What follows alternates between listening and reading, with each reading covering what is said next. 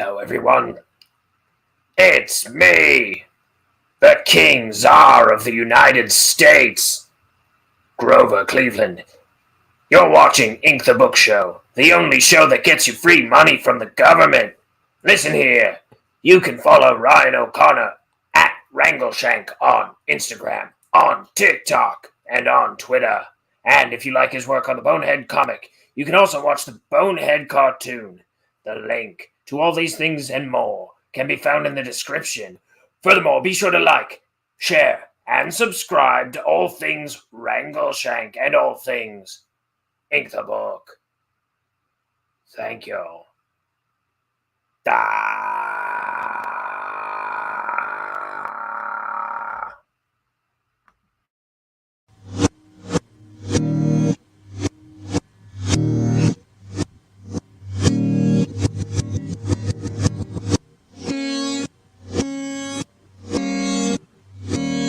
It's time for Ink the Book Show with your host, Ryan O'Connor. And now, let's ink the book.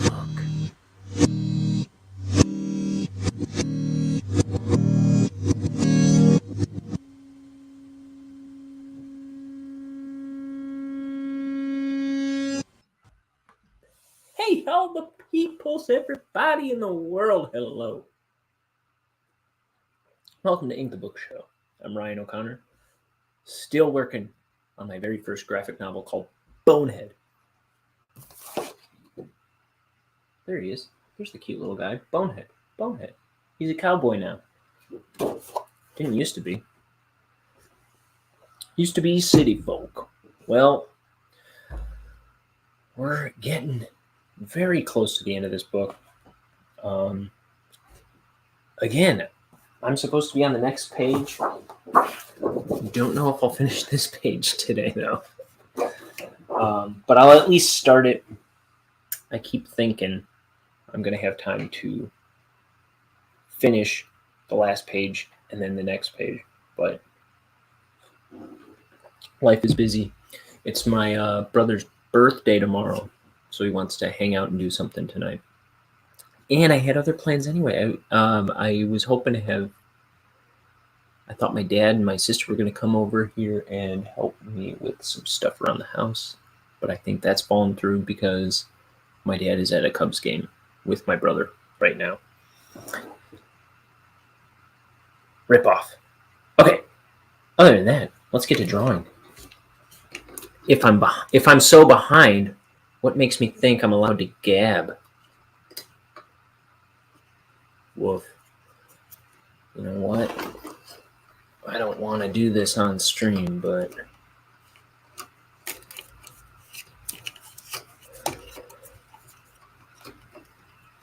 I could have done it earlier, probably.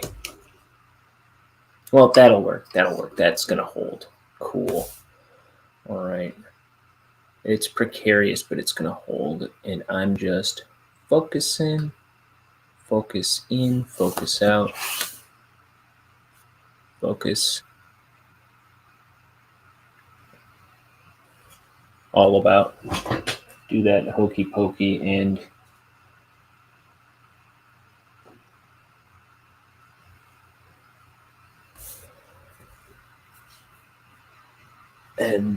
then some.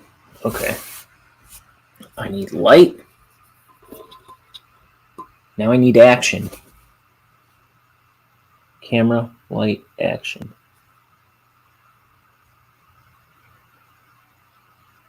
Okay.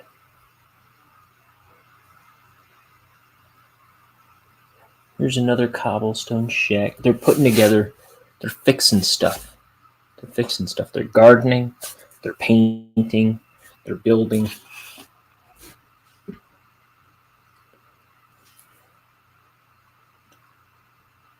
And here's a little cobblestone shack in the background that they also presumably helped fix.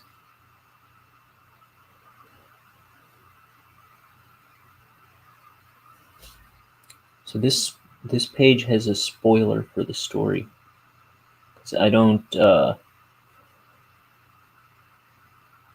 not hiding pages from the public. I've inked the whole thing on stream, and it's all archived on my YouTube channel. But I'm just warning, this one has a big spoiler on the bottom third of this page, because this is toward the very end of the book. And once I do finish, I think there's, let's see, 3 more pages in the story after this, and then there's 3 more pages beyond that kind of like it's like kind of wraparound material for the end of the book. And then I got to go back and do it one more scene. And then this book will be all inked. And I got to get cleaning up pages and scanning and coloring them. And then lettering. There's a lot ahead of me, but we're learning in real time how to make a graphic novel, our first graphic novel.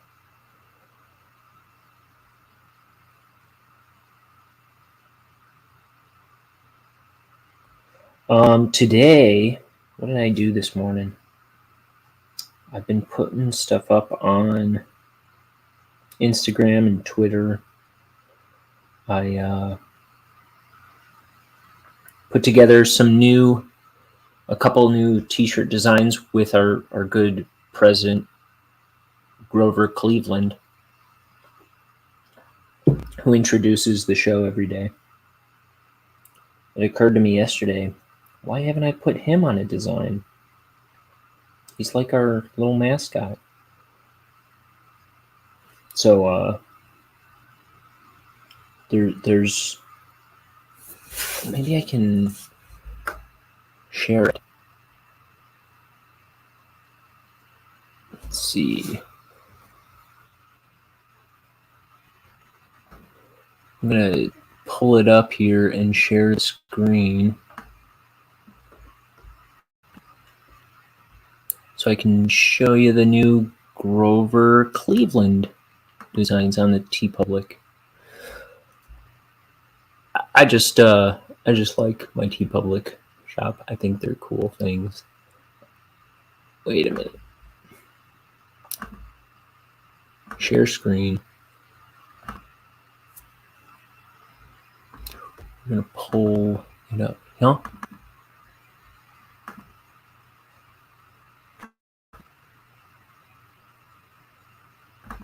Okay.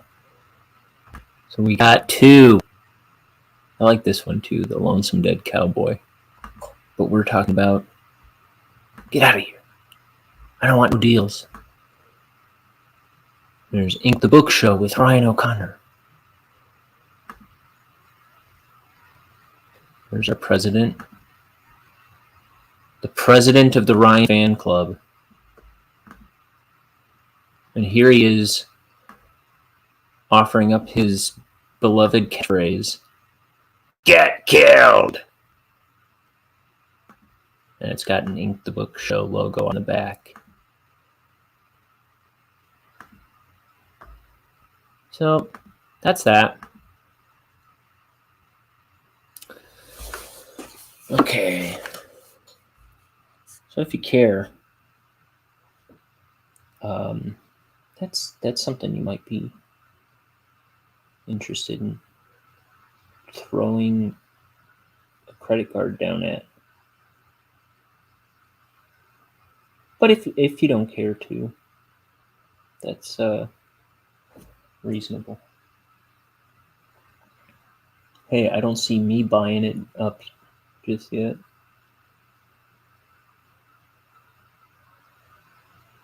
What am I gonna give out to somebody else for not doing it?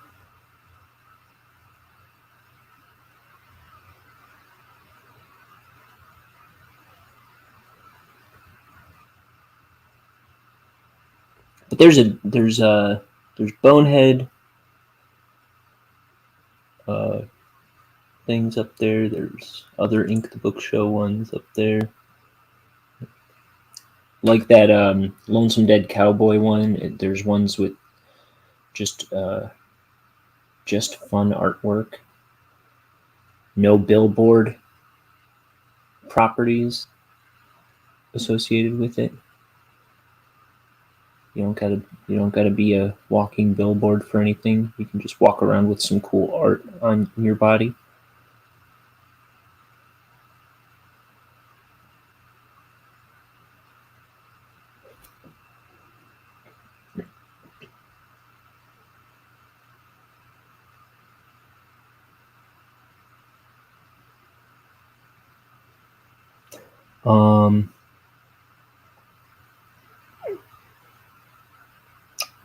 What was I gonna say? I was gonna say something. Probably something spectacular. Oh yeah. So I got I got the sampler of Betty Boo's new album today. So those of you who haven't heard me wax on about Betty Boo in the past, she is a pop star from the 90s, the UK in the 90s, and she put out 2 albums and then kind of disappeared off the face of the earth. She's been working in pop music the whole time, but not on her own stuff. And I guess she was pretty big in the 90s. I had never heard of her. But I guess she was kind of the inspiration behind the Spice Girls. They were like, the guy who put together the Spice Girls was like, I want like 5 Betty Boos, and they'll be bigger than lead paint. And it was true. By golly, it was true, every word. And anyway,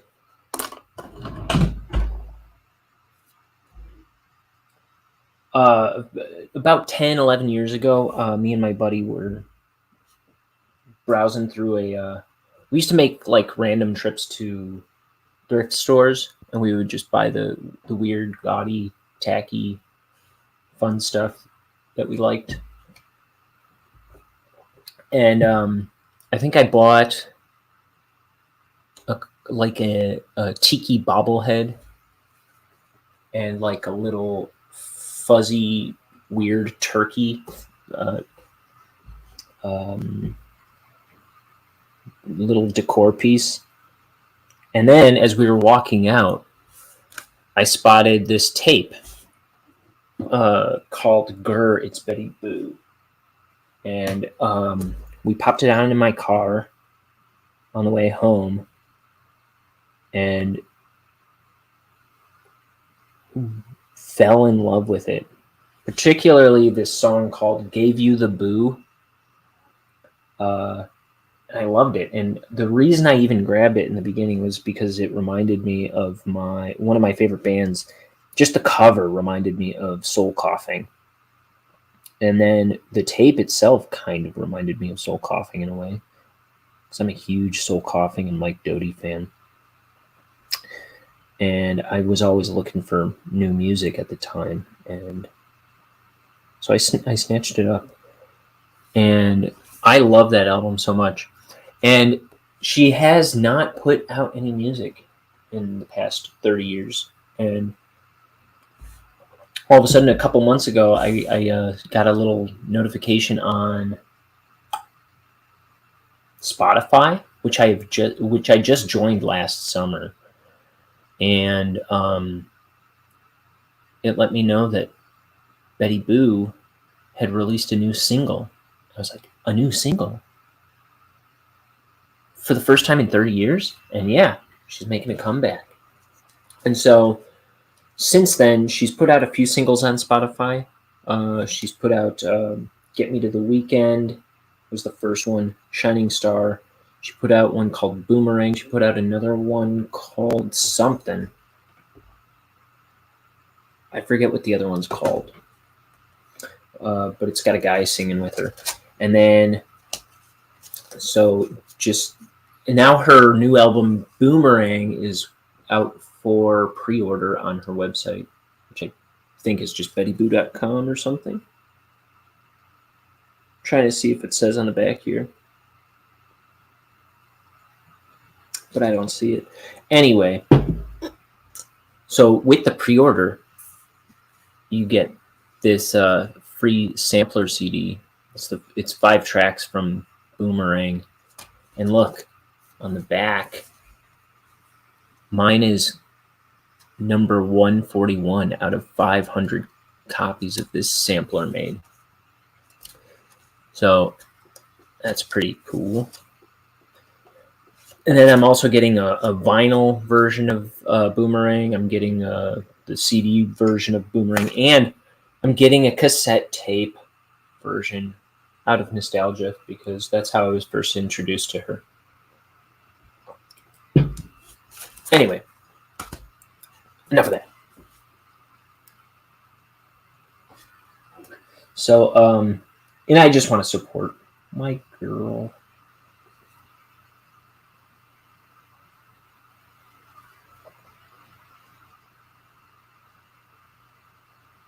And by the way, I listened to this sampler today. So there's 5 songs on it. Get Me to the Weekend, Shining Star, Boomerang, Stop Your Nonsense, Bubblegum Pop, and Nobody Can Bring Me Down. And it is really good. I tweeted out at her today. Let me see. I tweeted out at her. I said, right after I listened to it, because it was really, really good, I thought.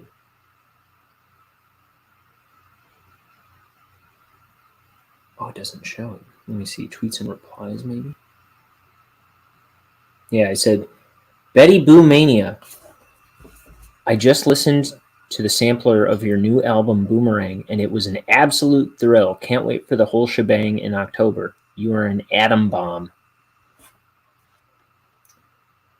Just wanted to share that with her because it is really... Just that sampler is a really strong effort, I think. I think she is giving it her all. She's got something to prove. She's been gone. She's making a big booming comeback, and I'm all about it.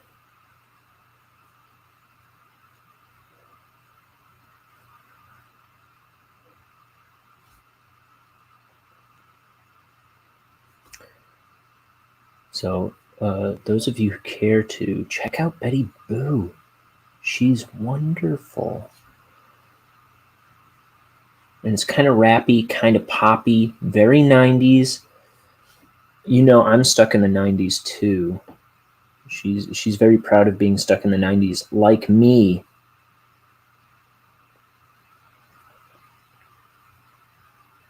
So that I feel like I have a kindred spirit in her in that too.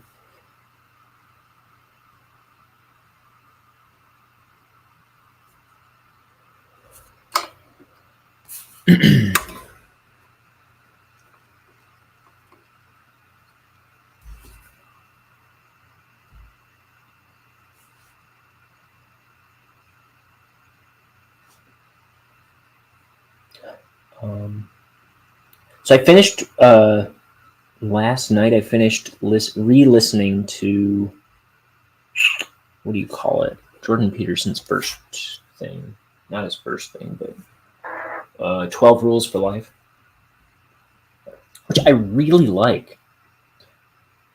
I don't know if that's the second or third time I've listened to it through, but it's really good, and I'm slowly, because I only have the physical copy of his new one, Beyond Order, I'm reading it, but very slowly.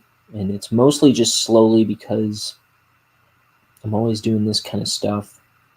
I'm just I'm having a hard time making time for everything I usually make time for lately. But, you know, little by little, we get there. Um,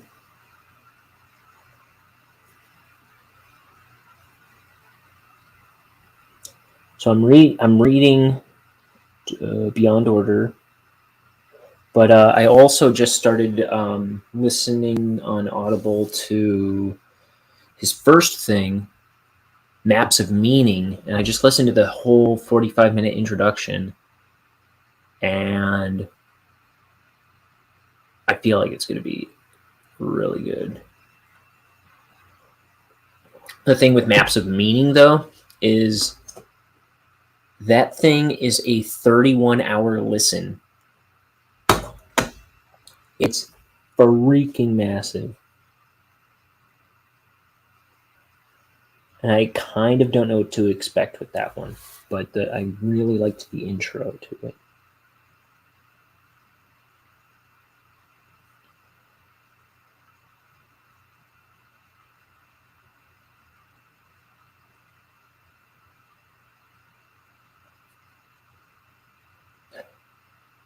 You know, I feel like Jordan Peterson is this really wise guy. Now,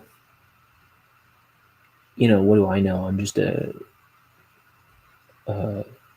cartoon drawn layman here, but I think he's really smart, and I feel like if you don't like the guy, you're probably not listening to him. You're probably not listening to what he's saying. He's very clever. Very, very, very well thought out guy. I don't know how people's brains can operate even close to that. Mine doesn't work at all, so I just love listening to well thought out people.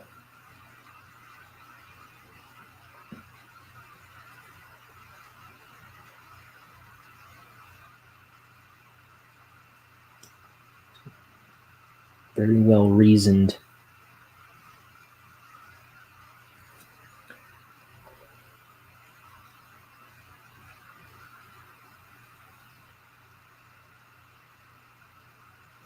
You know, it was like maybe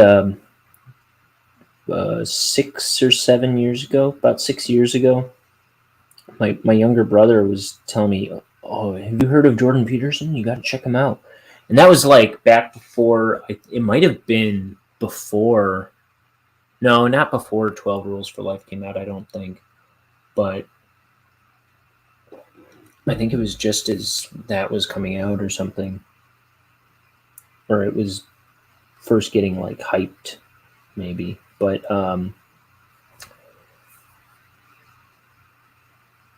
he still was doing like recording his lectures and putting them up on YouTube. And my brother was telling me like, "Oh, you got to check him out." And I was just kind of like, I don't want to watch no guy talk on YouTube for an hour or whatever.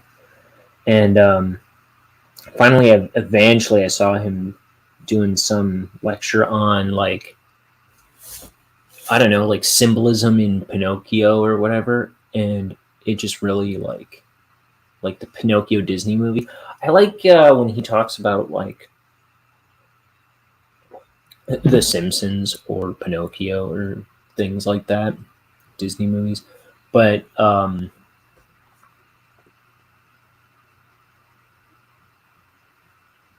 it all probably kind of sounds like um,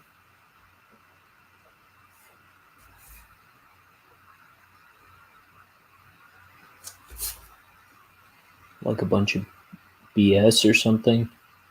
But no, I think he's really clever. Yeah, when I finally did listen to him though, he really like kind of gripped me right away.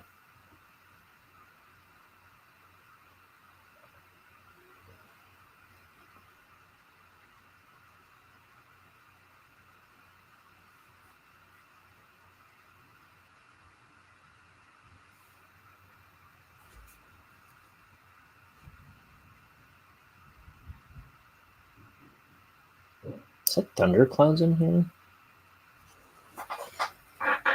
Maybe. I don't know. It's like on The Simpsons. Did you hear something? No. Did I hear something? I don't know. Bonnie and Carl.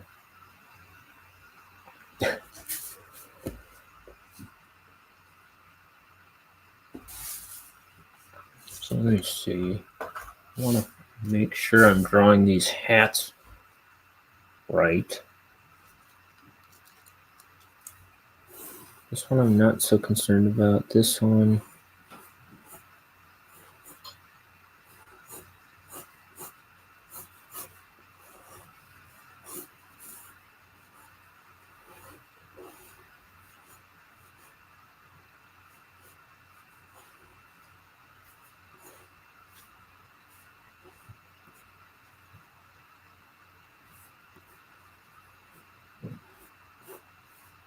Like that.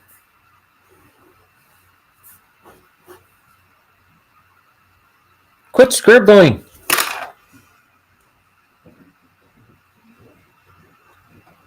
I'll murder you.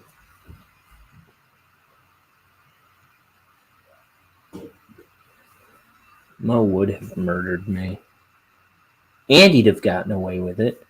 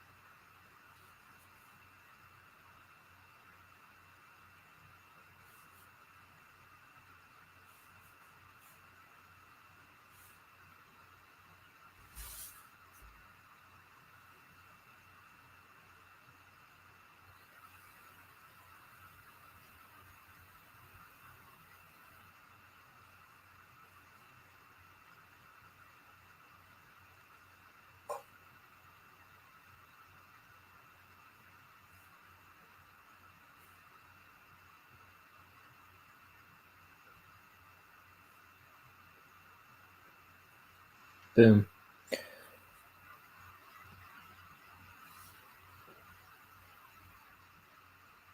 I want to send Liam's happy corpse a link, but I don't know if...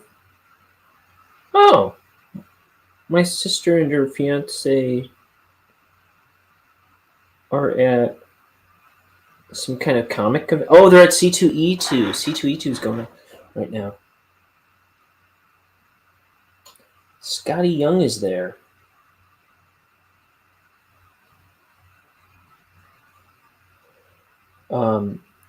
My sister's fiance Nicole, she got me my first Scotty Young book, the first volume of I Hate Fairyland.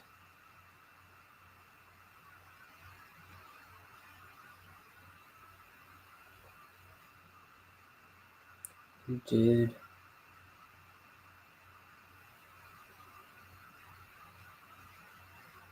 I Hate Fairyland.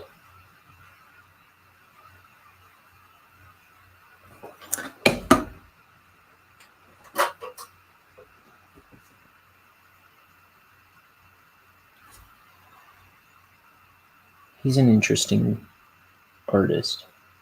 He's real good at making scribbly stuff work. He doesn't always do the scribbly style, but like it's not in I Hate Fairyland so much. But his stuff is like almost graffiti. He's really kind of punk rock in the style of comics, or the style he draws. And he's got this book out. I think somebody else is drawing this book that he's working on. Actually, somebody else is taking over the art for the new I Hate Fairylands. This other really good artist, really good cartoonist named Brett Bean is taking over the art for I Hate Fairyland now that it's coming back. And but he's Scotty Young also has this other book that he's doing, drawn by some other artist, but I don't know who, called Twig. I know my roommate's been collecting that, but I haven't seen much of it. I just know the 4th issue just came out. I'm not a huge comic collecting guy.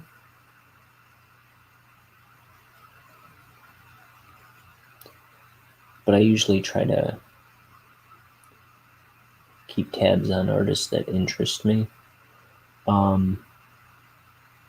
I mean, I do have a lot of comics. But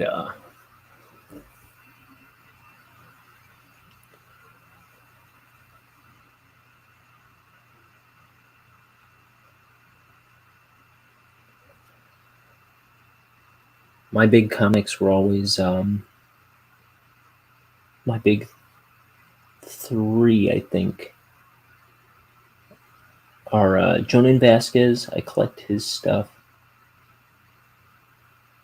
He hasn't made stuff in a while. I mean, there were the Zim comics, which he wrote, but he didn't draw. He did some covers for them. I'd love for him to get back into making comics. But he did the Johnny the Homicidal Maniac. He did Squee and I Feel Sick, Filler Bunny, Bad Art Collection.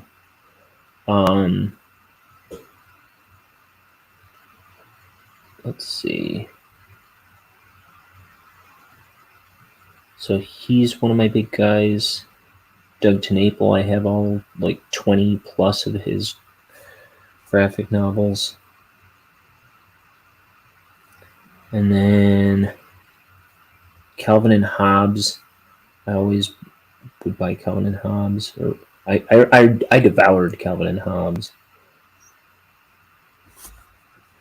You should see my my Lazy Sunday book, which is it's a big collection of the Sunday strips, the colored ones.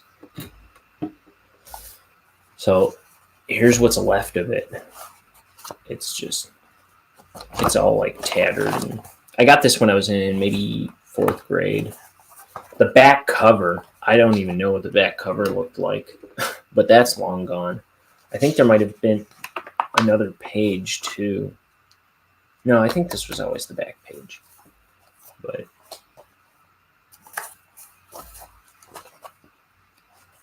look, I don't even think I wrote this. I think somebody wrote my name in it. That might have been me. I don't think I wrote Y's like that for very long, if I did.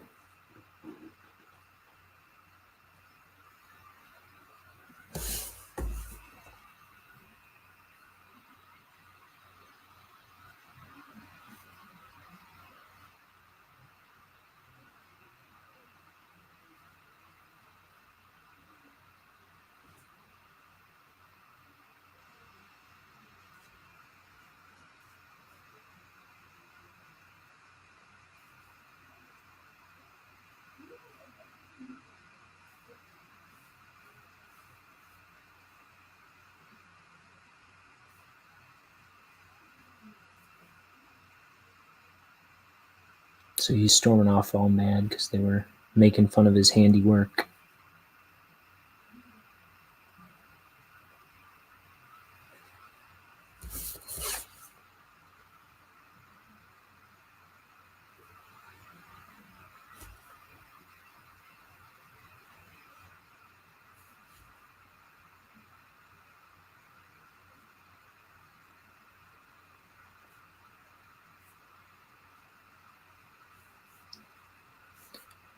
walking a fine line here. I want him to stand out from the background, but not overshadow this foreground set of characters.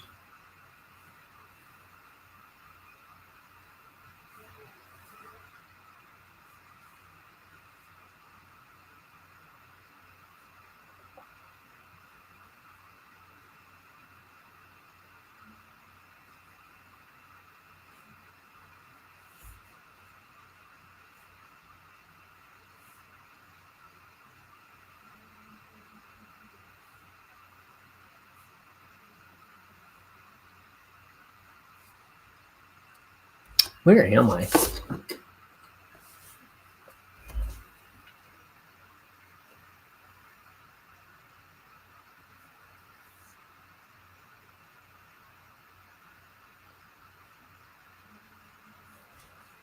was trying to, instead of StreamYard, I'm trying to get OBS going to give that a shot.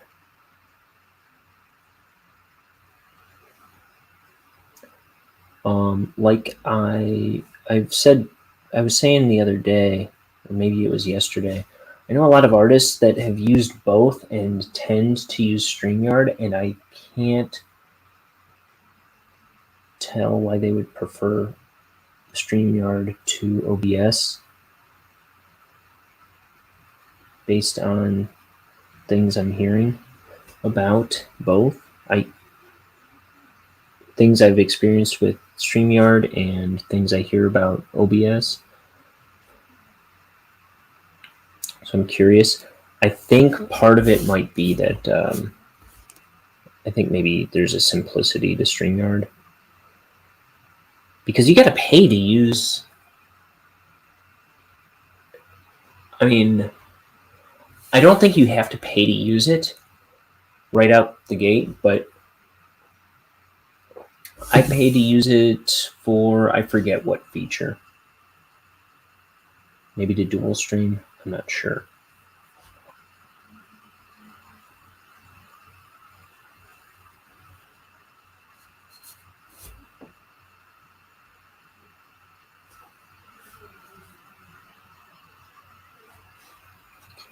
I'm just trying to make this look a little more like land. Okay.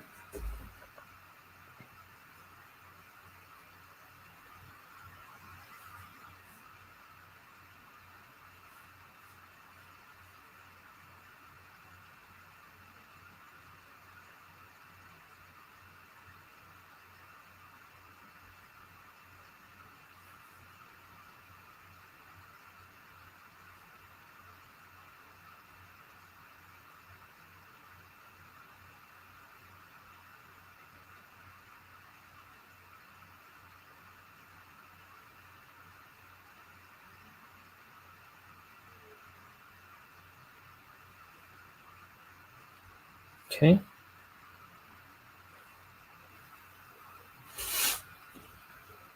Like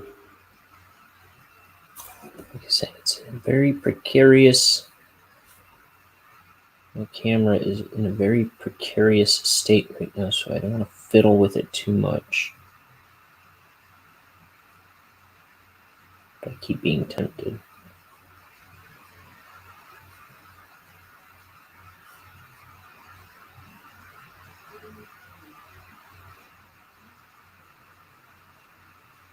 It's stupid if the mount part breaks.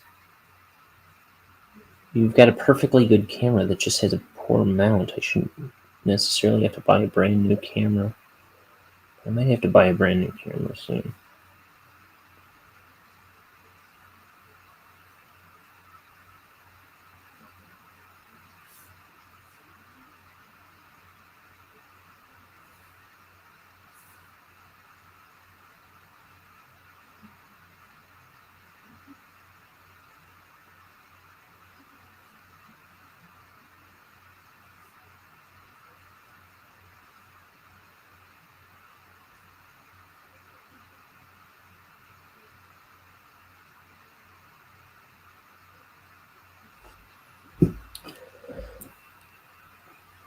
Mmm. Tea.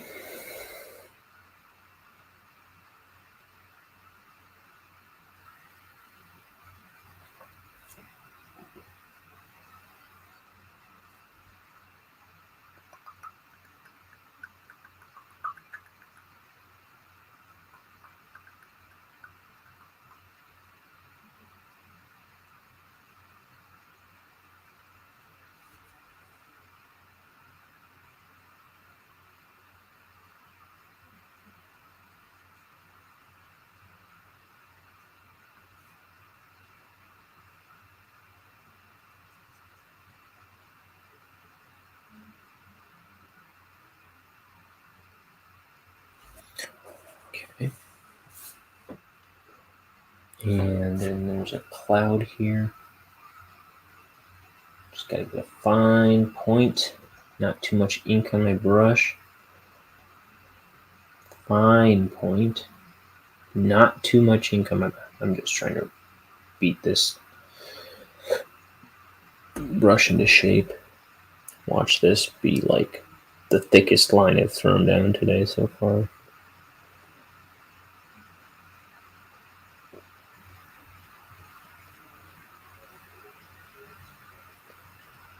See my, I'm not getting quite the point I'm after.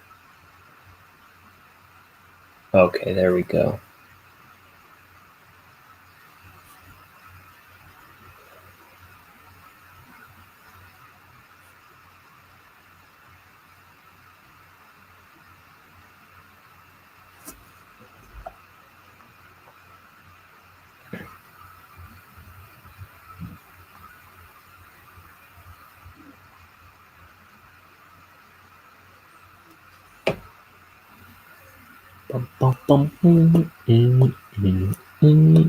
I've had that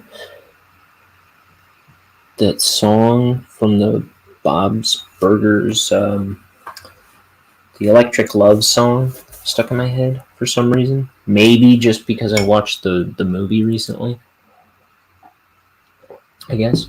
So there's just the version that they do on the show, and then there's this Bob's Buskers version, which I'm not really sure what that is exactly, but they have Stephen Merritt performing it.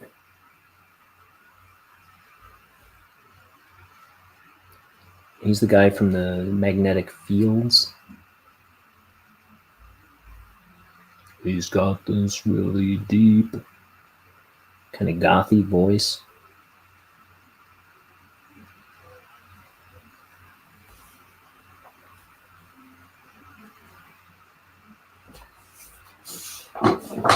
I've been looking for the last page. Where are you? Where are you? Oh, pagey, pagey, page. Pagey, pagey, pagey, pagey, pagey, pagey, pagey. Yeah, it was like more like a butterfly though. Whatever you would call that. Then what I've got here. So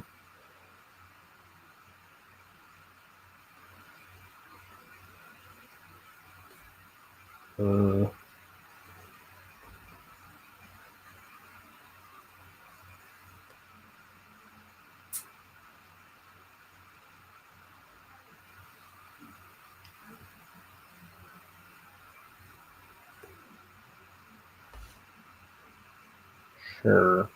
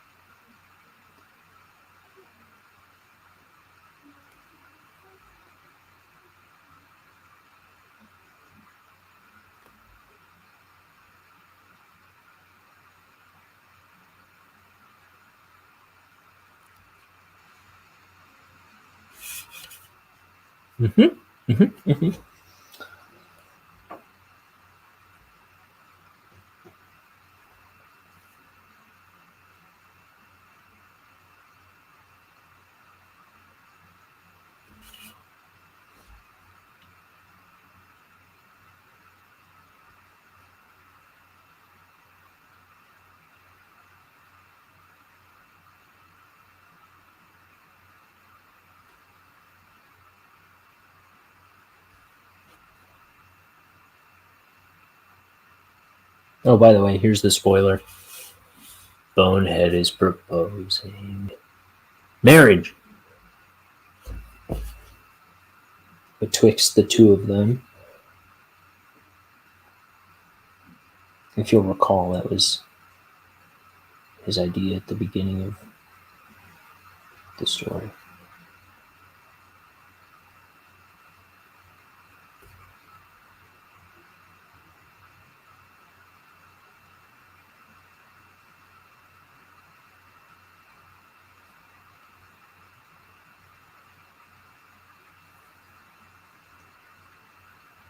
He's gonna make a man out of her.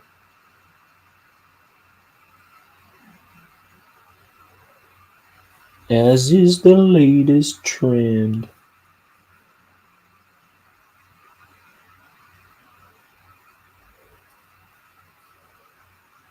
Uh,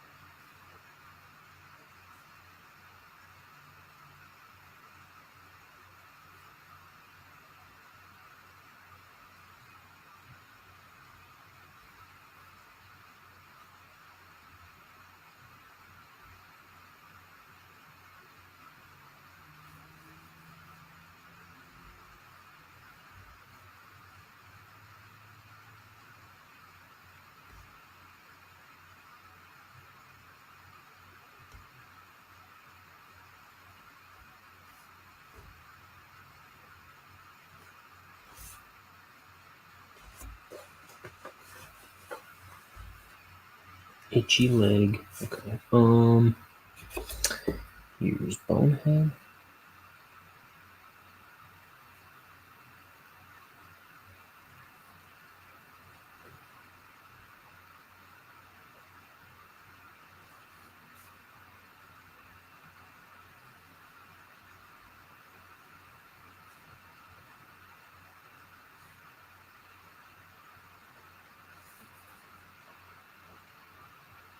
Attaboy Bonehead.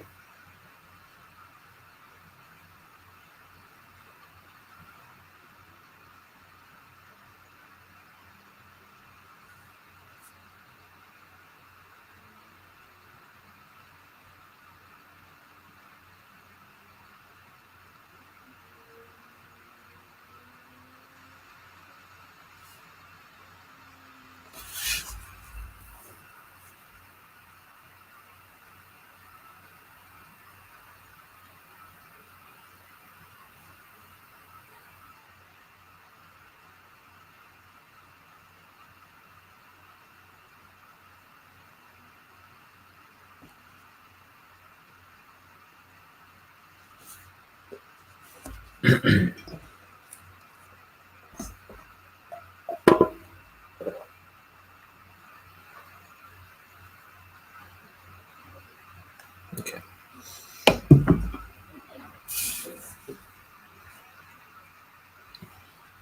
I need to put this where I keep moving the page.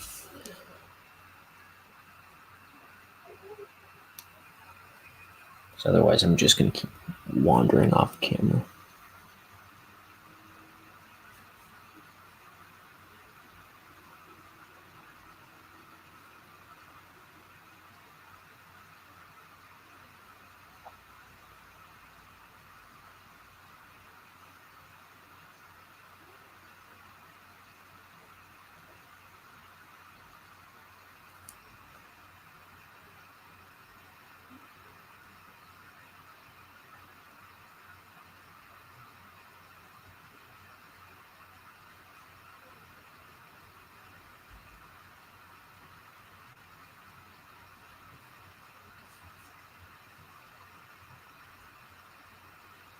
Will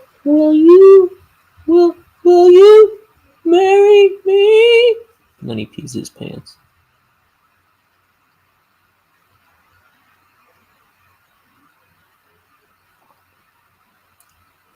I don't know if it is, but why do I feel like that's a thing from Billy and Mandy?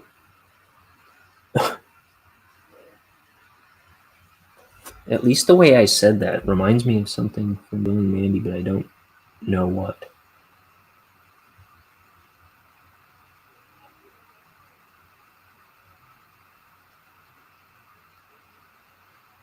So that get killed shirt design that I put on the public shop with Grover Cleveland's going Get killed! That was in something. I've tried to find it for years and I cannot figure it out. I thought it was from the show. I thought it was the sister on the show Wonder Falls, but it isn't. It's not that. I remember a woman going, "Get killed," to somebody. And for the life of me, I haven't been able to figure it out. And because I always thought it was the funniest thing, so I'm just adopting it. Because I say it all the time.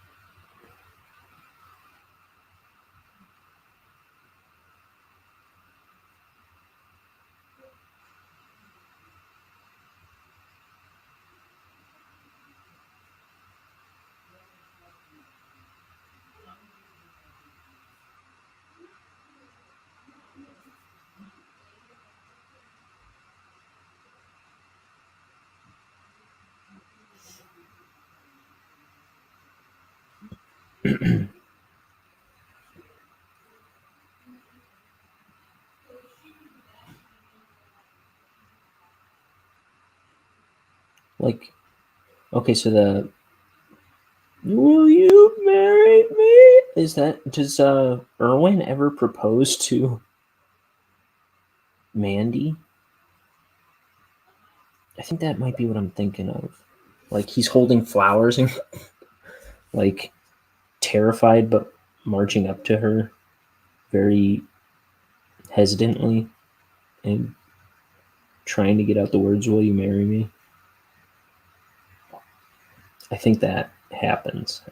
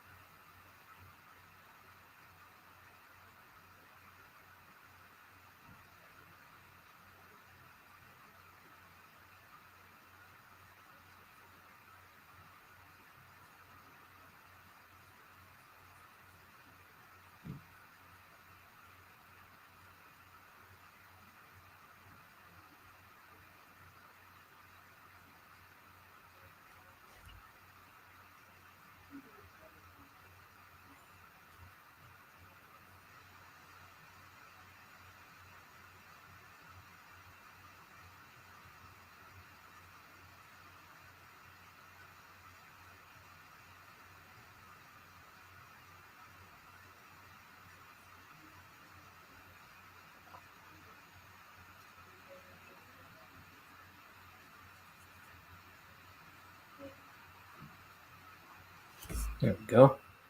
Bonehead.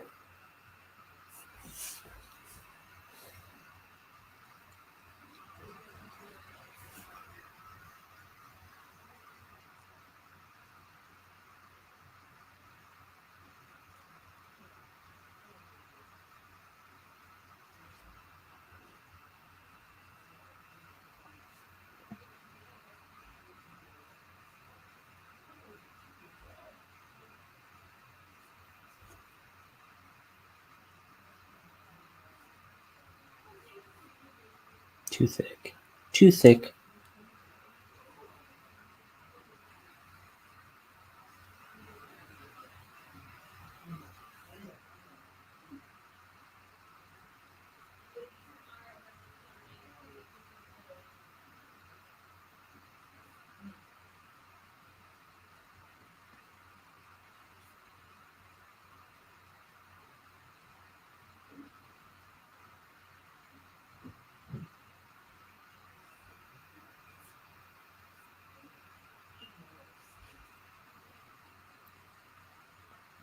There's that.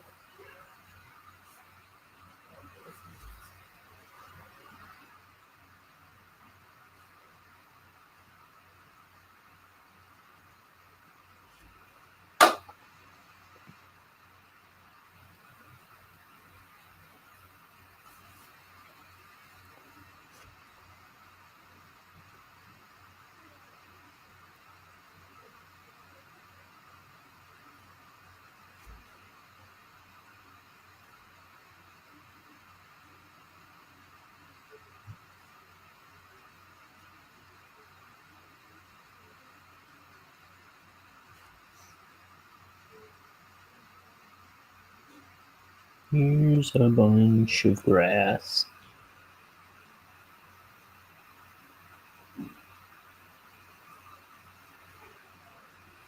And then a cloud, a happy little cloud.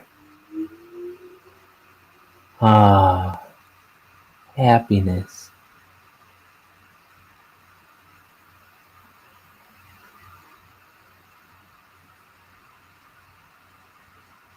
Finally,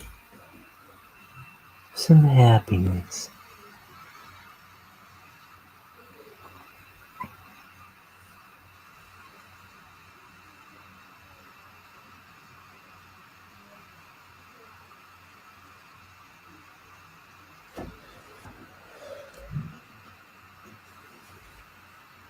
They said I didn't deserve happiness. They said when I mowed down that bus of nuns, I'd never see the light of day again.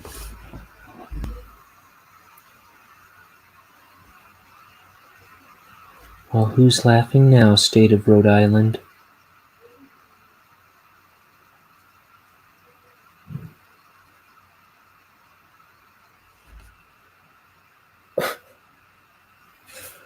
I've never been to Rhode Island. I swear.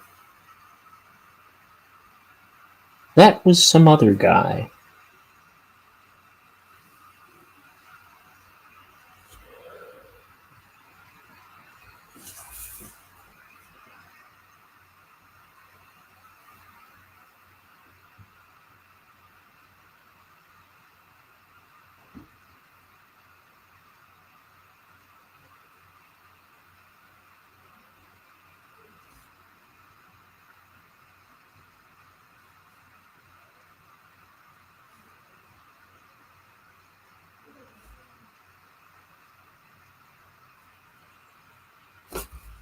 Despite what you may have heard from other people, I think he looks nothing like me.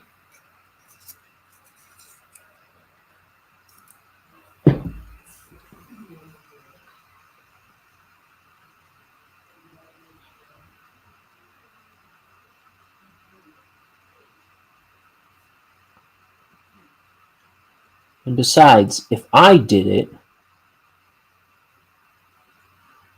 I'd have written a book explaining how to do it even better.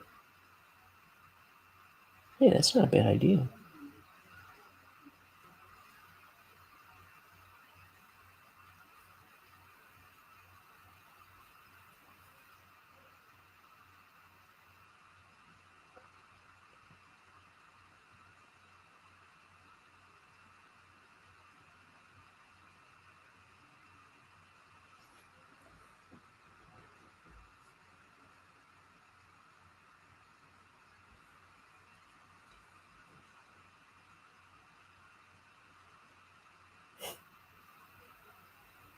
Stop killing him, he's already dead.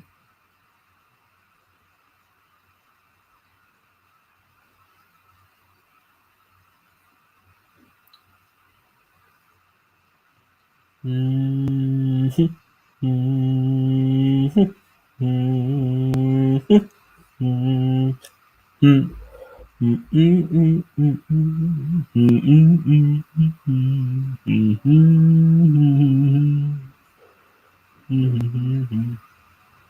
gonna get my channel obliterated, disintegrated. With the channel disintegrator. Good Marvin the Martian, dude. You should be imprisoned. Again with the imprisonment talk. I didn't do it.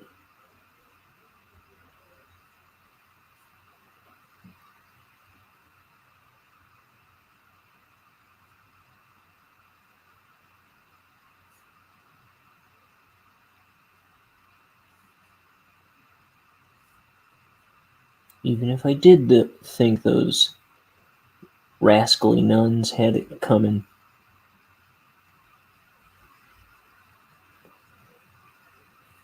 Rascally nuns.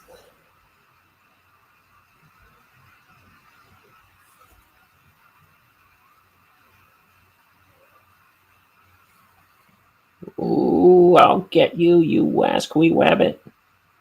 If it's the last thing I do.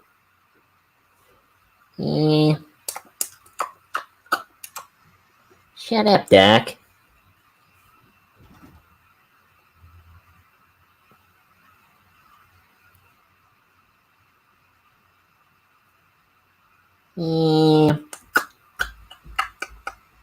Shut up, Doc. You ain't gonna do jack.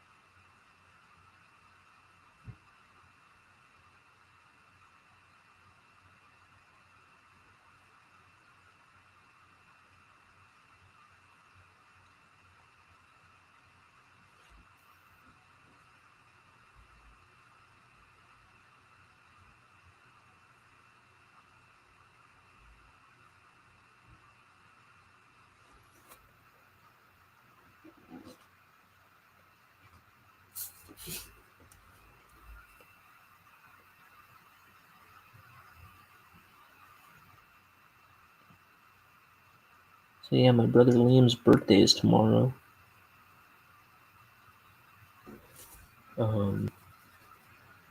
So I guess I'm gonna hear from him at some point.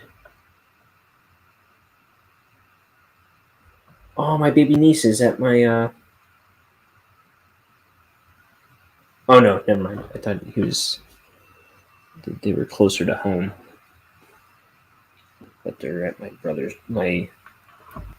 she's at home. Just a bunch of people visiting.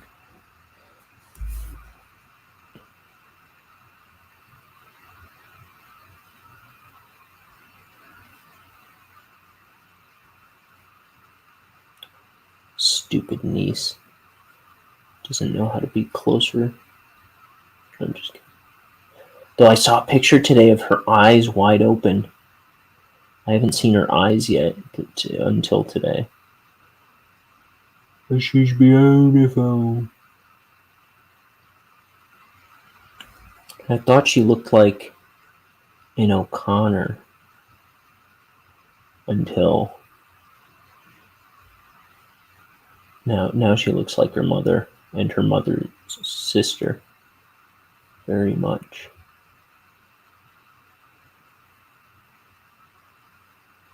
It's funny how much, like in children and babies, how tremendously you can see both sides of the family in even the same features. It always blows me away. Like, you can be like, she has her mother's nose, but she has her father's nose. They're different noses. How did this be? Well, it just be.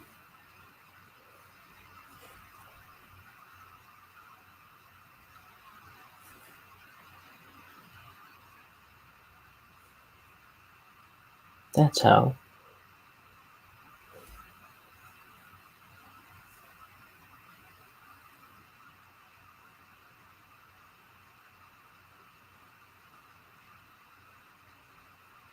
I'm going to put a drop under that side and under his chin a little bit.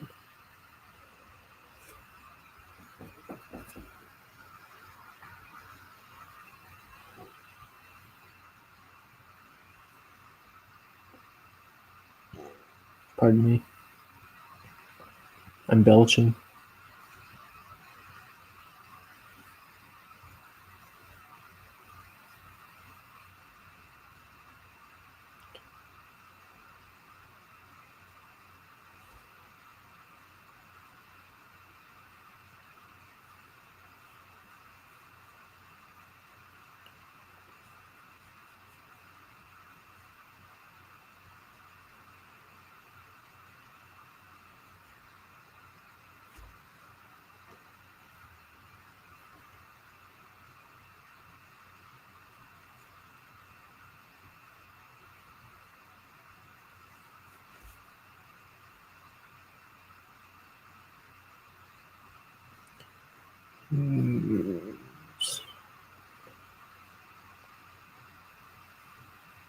Knee, leg, butt. But what?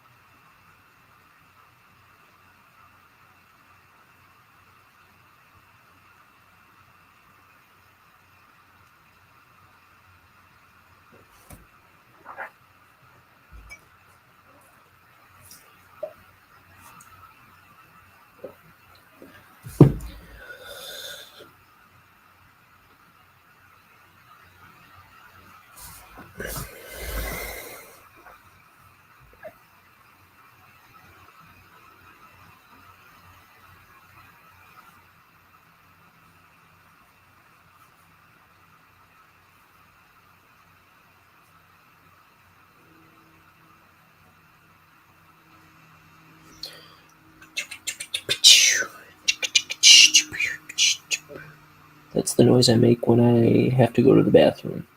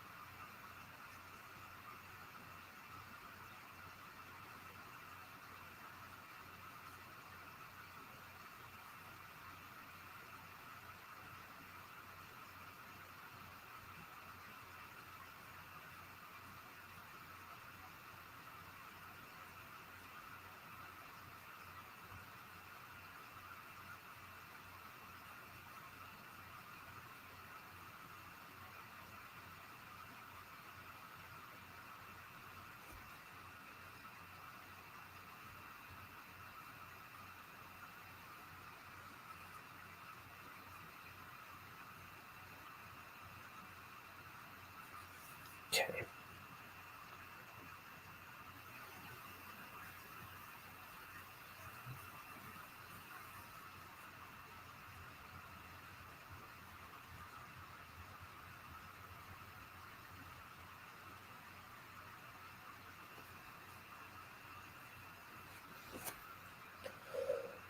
Mamma mia! As they say. Who's they?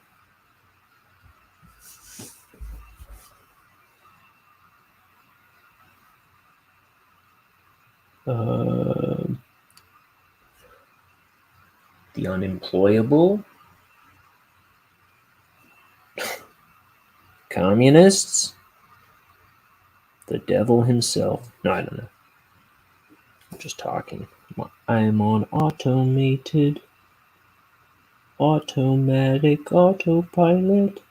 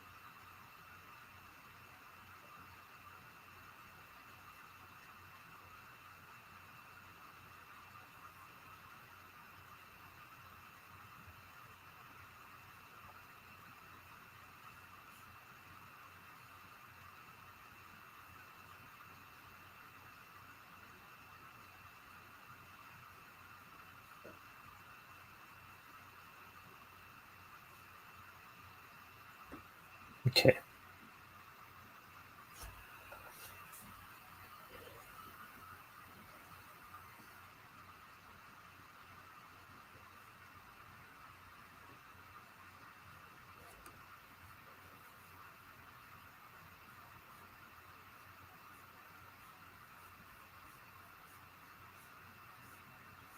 Mountainside. That's all I've got for this song. Okay. Hey, it's Bucky. I haven't seen Bucky in like a million years. How you doing? How is it that you are? So that was page 10 something. No, 210. Whoa. I knocked my camera all the way around it. Dude, it just fell off the dang. See, I'm telling you. Well, with that done, I can unwind it so I can actually screw it on. With apologies, I'm making everyone seasick. Whoa.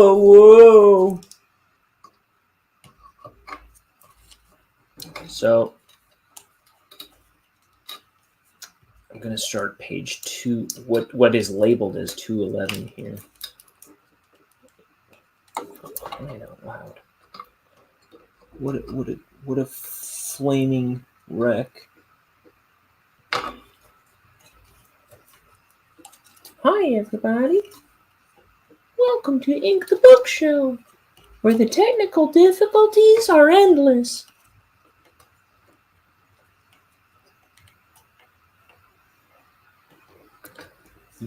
You can never get enough spinning.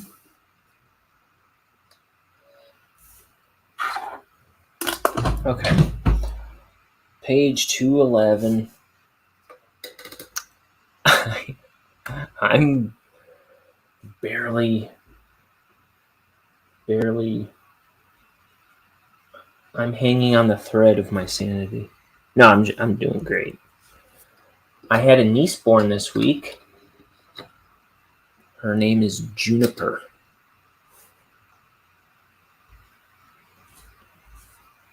So that's cool. And it's my brother's birthday tomorrow.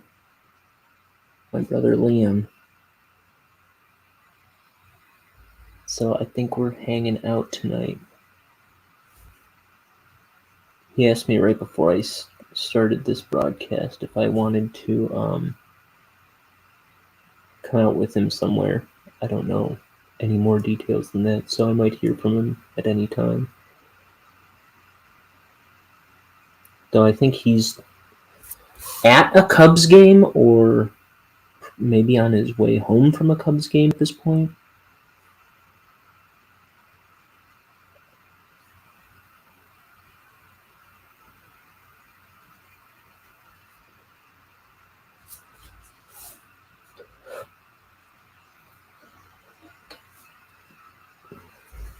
In any case, it would be nice if I finished this page today, because then I'd finally be caught up for once this week. I got a new planner. I'm trying to plan my pages. So page 209 was Thursday, 210 was yesterday, 211 is today. And so I'm just starting 211 after finishing yesterday's page, like the last 3 or 4 panels of yesterday's page. I've been like about half a page behind all week because stuff keeps coming up. Like, my niece was born, and I thought she was going to be born next week. And then my brother wants to hang out tonight. Stuff I didn't consider.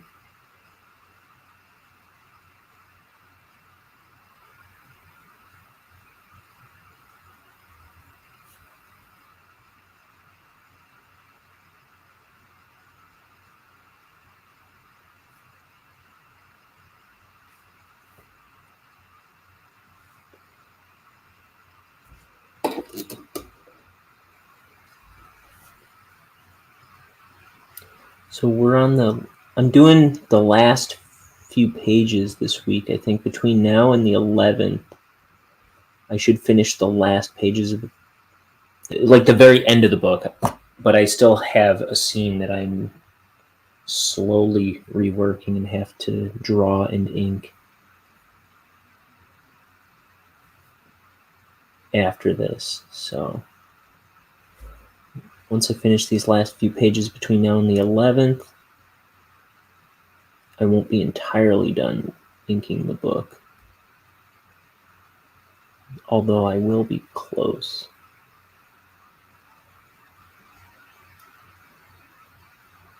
And after that, I'm still not going anywhere. I'll keep doing broadcasts on various things, including the myriad of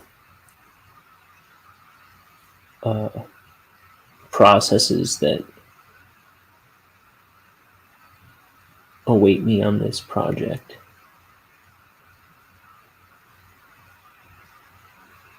Like coloring and lettering and scanning and all that stuff.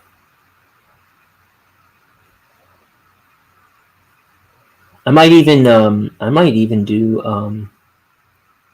because I haven't done any penciling of this book on here since I've still got pages to pencil. I'll probably show off my my thumbnail penciling kind of process at some point as well.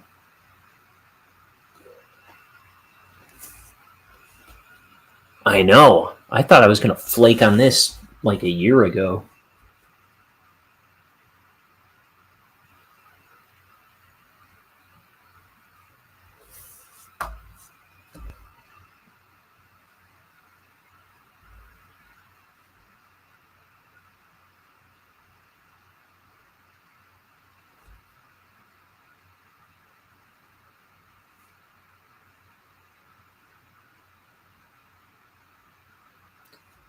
I'm starting to wonder if I'll ever flake at all on this. Where's that Ryan I've come to love my entire life? That flaky, non-committal... No, I'm just kidding.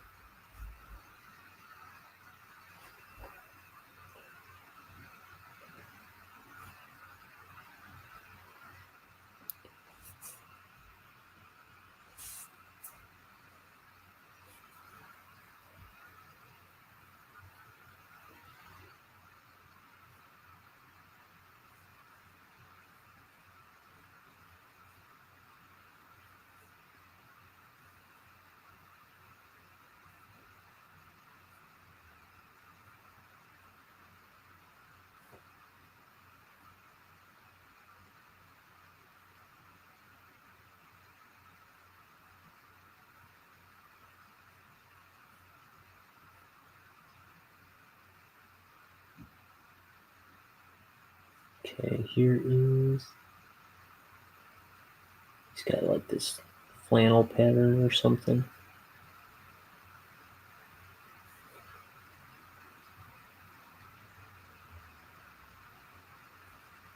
Cause he's a farm boy now, I guess.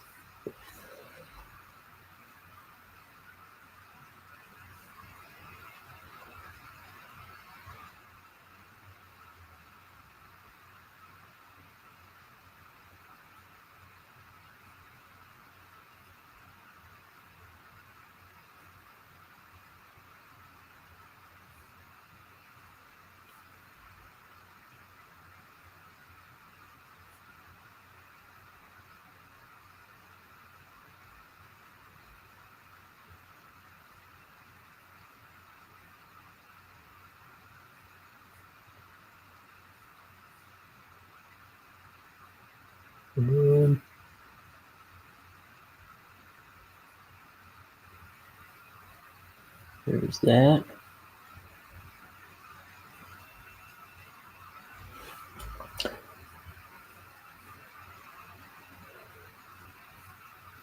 So, Lucky, you're on YouTube.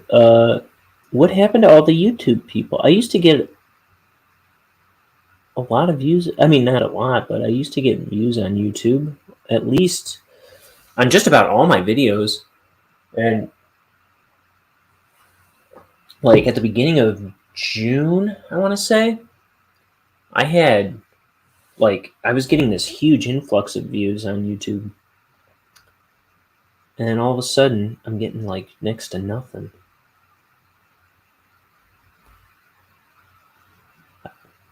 I'm just asking you because you're my semi-regular YouTube viewer. I don't know if you know anything about anything going on there. I don't pay attention to nothing, but now I'm curious.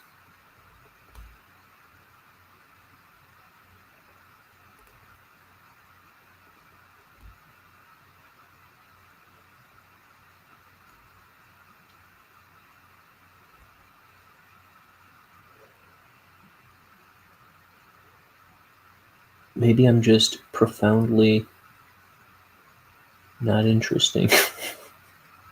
That's fair.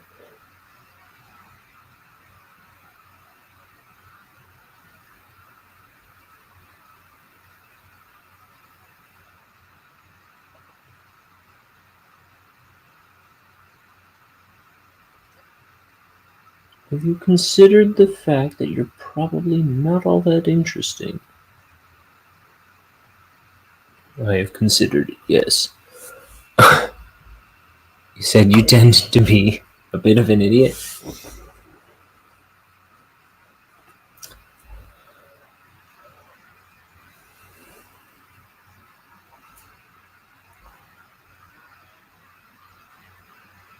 It's allowed. Or if it isn't, screw everyone else. I'm going to be an idiot anyway. It's what I do best, personally.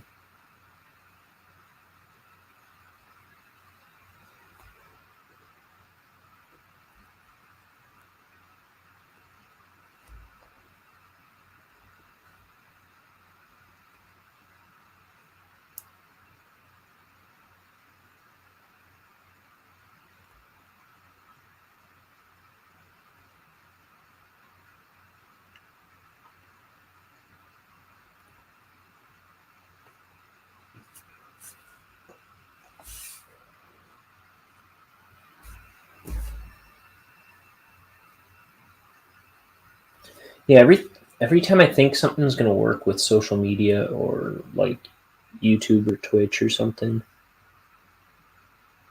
every time I think I'm doing something right, it just like stops dead in its tracks, which is fine. I don't care. But I did a reel on, what do you call it, on Instagram, right? And I got 200 likes on it. Is that a 3D thumbnail? Are you talking about? Are you talking about reels? I don't know. I got like 200 likes on a reel on Instagram, right? And I was like, dude, that's getting me some attention. I'm going to do more reels. And nothing has come close to that since. And like now I post a reel and it's like 3 views or something, 3 likes. And then I tried TikTok and I think my first one got like 200, I think. And then everything after that is like nothing. So I'm like, the bread pick? Oh. The artwork for this video? It's something I made in Clip Studio, or I guess when it was Manga Studio. I made it in Manga Studio about 11 years ago. I've been using some old artwork that I found for my thumbnail artwork lately. Though I did make a 3D cartoon that image is based on. I made a 3D cartoon about a piece of toast that I don't know if I can find. I don't know if I have it anywhere, but it's funny you say that. Because there is a 3D version of that piece of toast.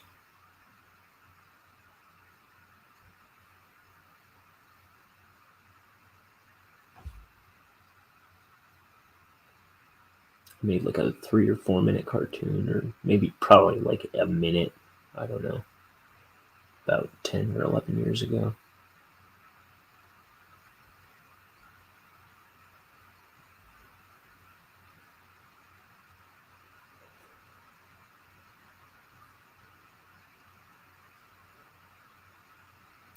He like climbs out of a toaster, but he uses the handle on the toaster, the little lever on the toaster to get down.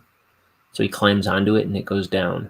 But the other piece of toast goes back into the toaster, and then when it like ding, it springs the other piece of toast into the air and it's all like burnt up.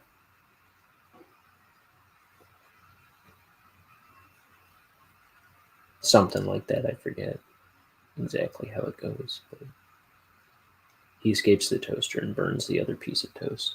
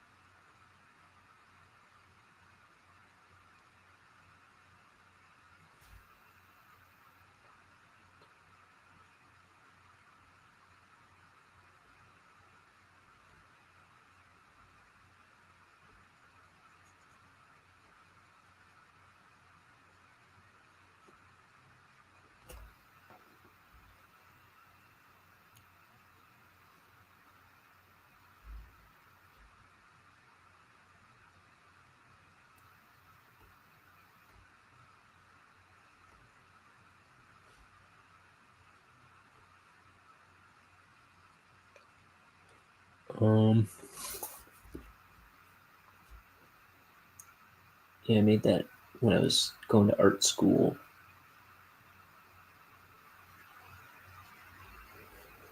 My art school, which has since been shut down, the building demolished. They were like, no refunds, and vanished from the face of the earth.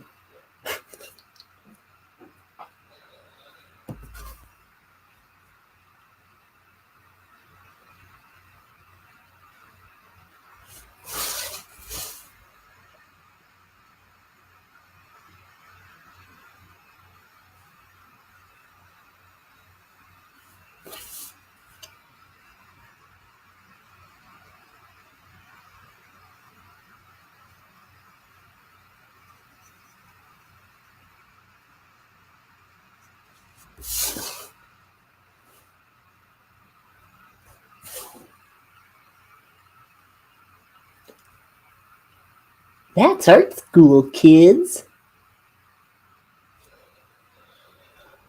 No, there was a lot of good stuff about art school, but not as many good things as I'd like to report.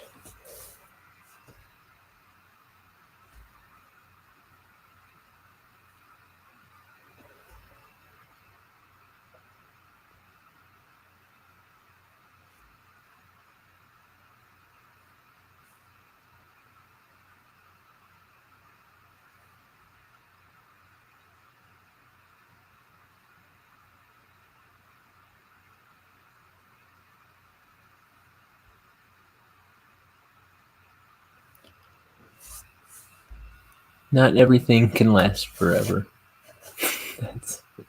That's true. Most things, in fact, all things will not last forever.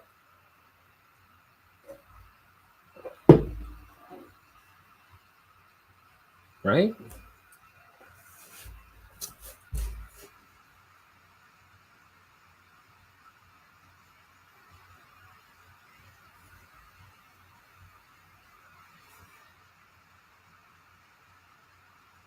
Even those forever stamps.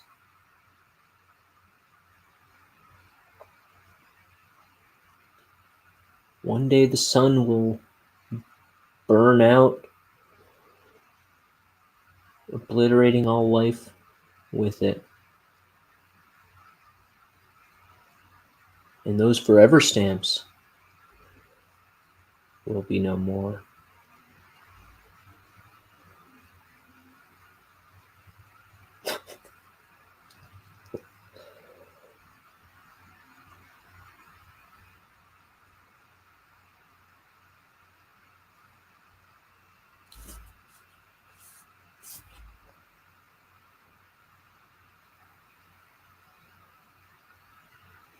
Your infinity pool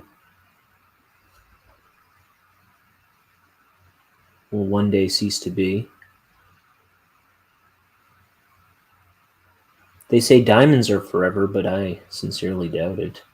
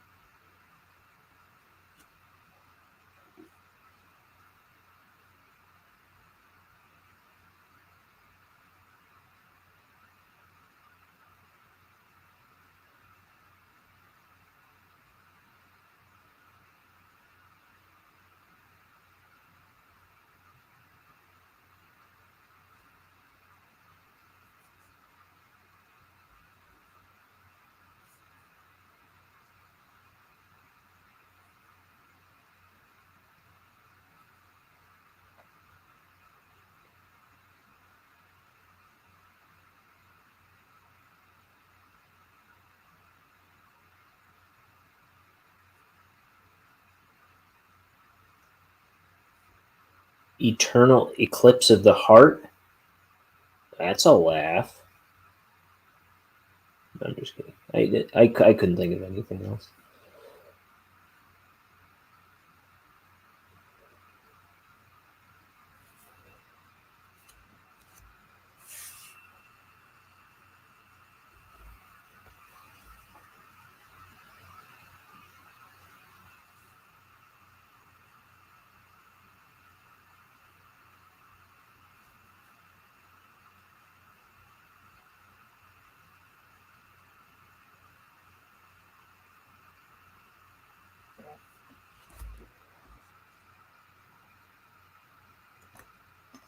Let me answer this guy at work real quick.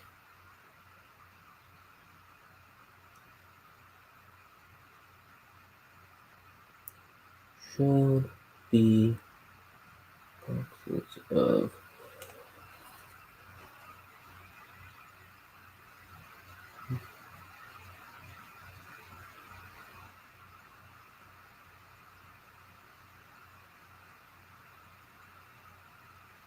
paper And then that's under...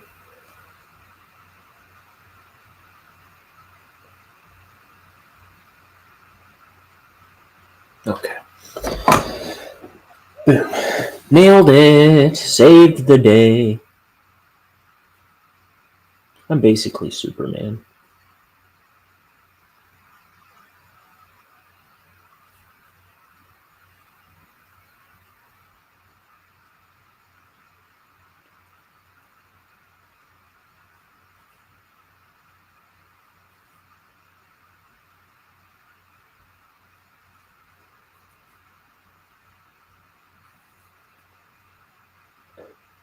I don't want to toot my own horn, but a beep beep.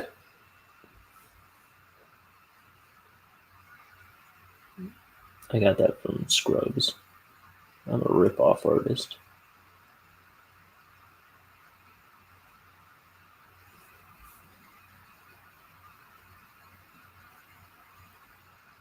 Though all this stuff is original.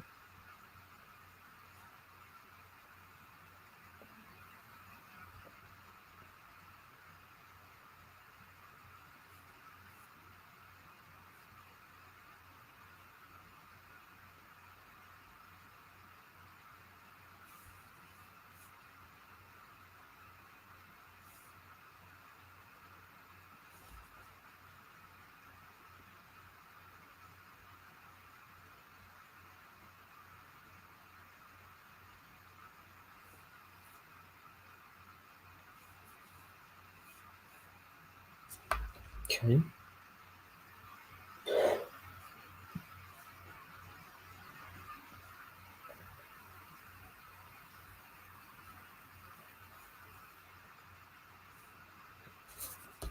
Oh, this is supposed to be silhouette as well.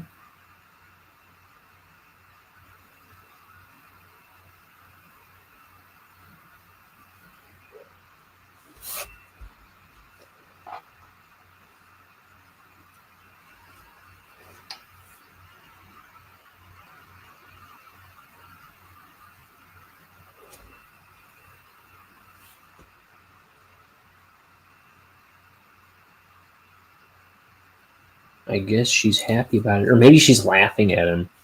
Maybe she's laughing. You think I'd actually want to marry you, you cad?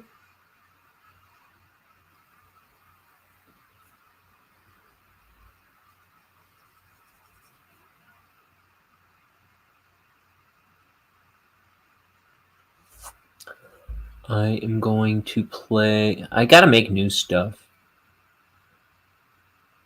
I gotta play something, though, so I can run to the bathroom. Here, enjoy this.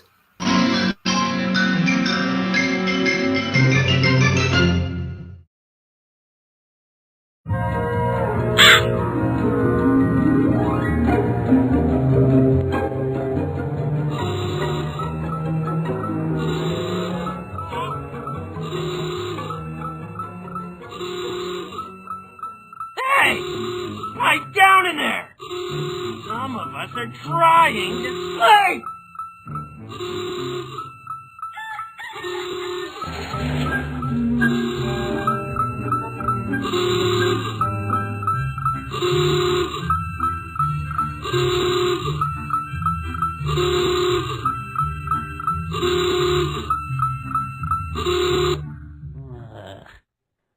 Oh no.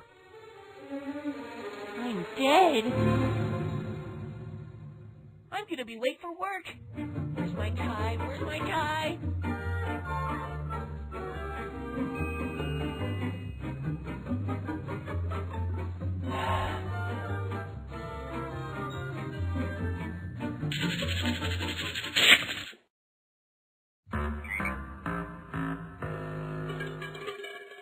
Ah, crud.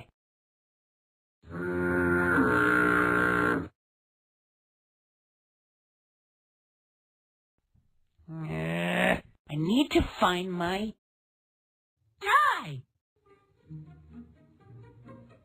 Come on. Oh. Almost. Gotcha. Aha!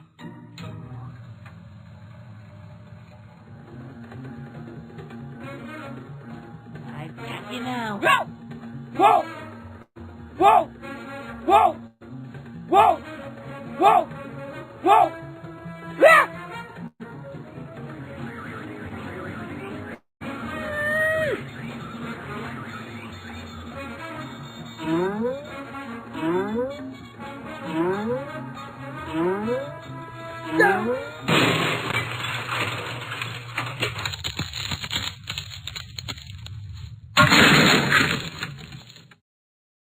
All right.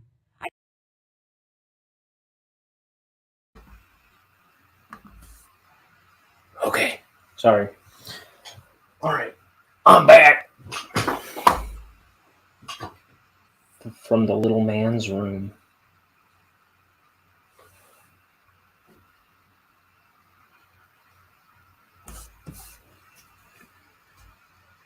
Or whatever it is I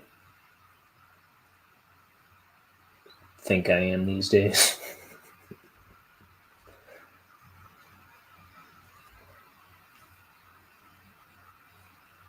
From the Chilean lizard's room.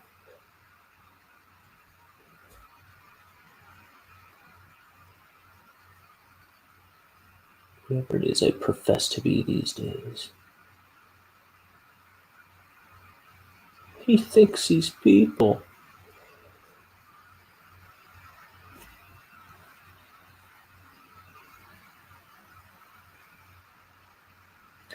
So I went to meet my new niece the other day. And for a little while I was babysitting my nephews, and they wanted me to put on the Bonehead cartoon because I was wearing a Bonehead shirt, and they recognized me. Thank you. Bucky says, welcome back. I was wearing my Bonehead shirt, which just has the Bonehead logo that's at the beginning of the cartoon on it. And they recognized it. And they wanted to watch Bonehead. So I put it on, and I was just cringing because it's got some issues. It is...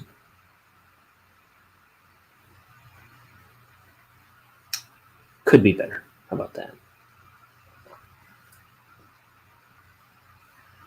I'm proud of it. I put a lot of work into that. But if I do another animation, it's gotta be better looking than that. And that goes for like all the stuff I have on YouTube. Like, it's gotta be better looking than that. I can do better.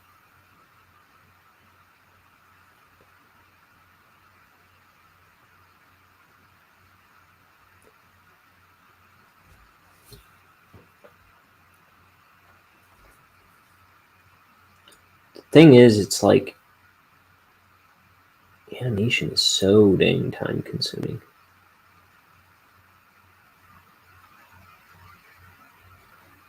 And that was me trying to do my best throughout the whole time I was making that.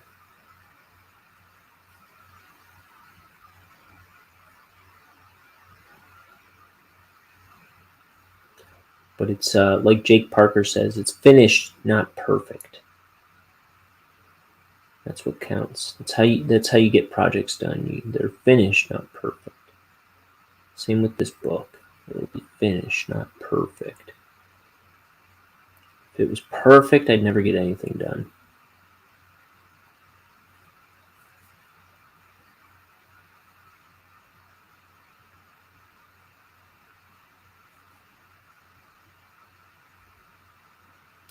It's a surefire way to never finish anything.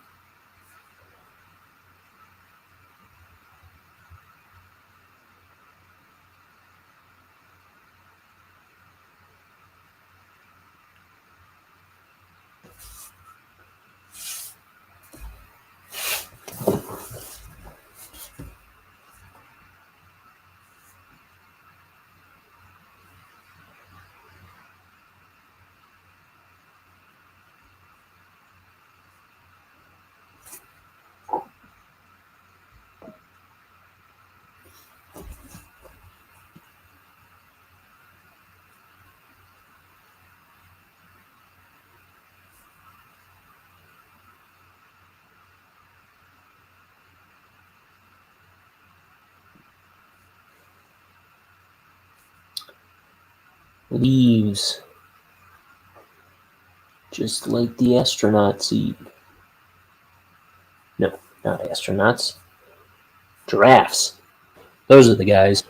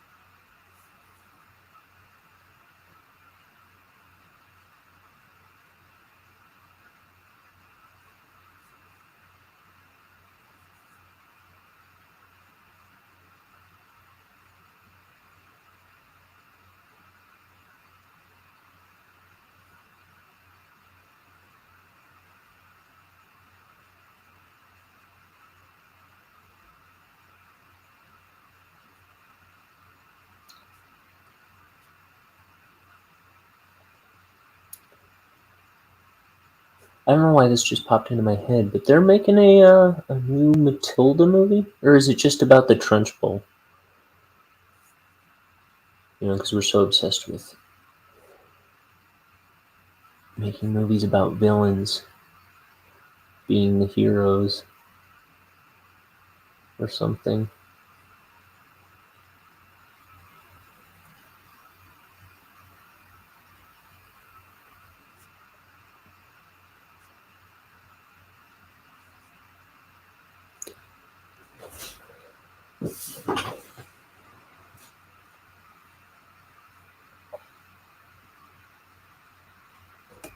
Let me see, because now I'm curious.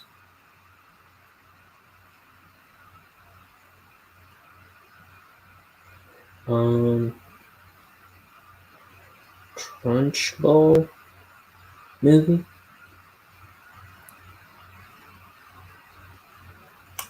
Miss Trunchbull movie.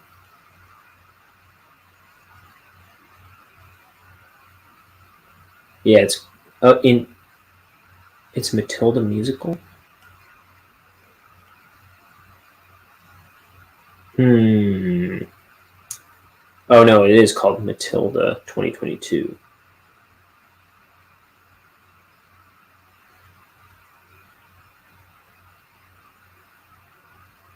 Okay. That might be cool.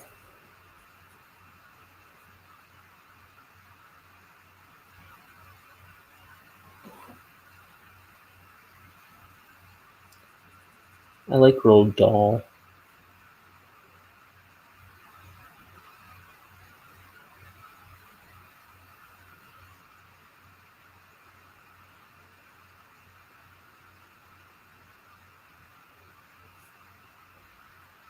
And he likes me. We're gonna run away together. There's nothing you or my parents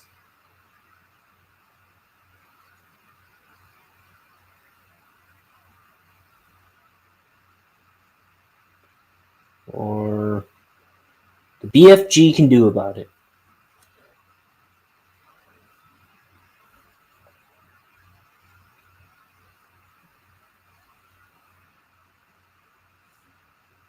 Except maybe call the cops. That might stop us in our tracks. Yeah, that'd do it. That would foul up our plans something fierce, by my estimation. So I could ask nicely for you to not call the cops on us.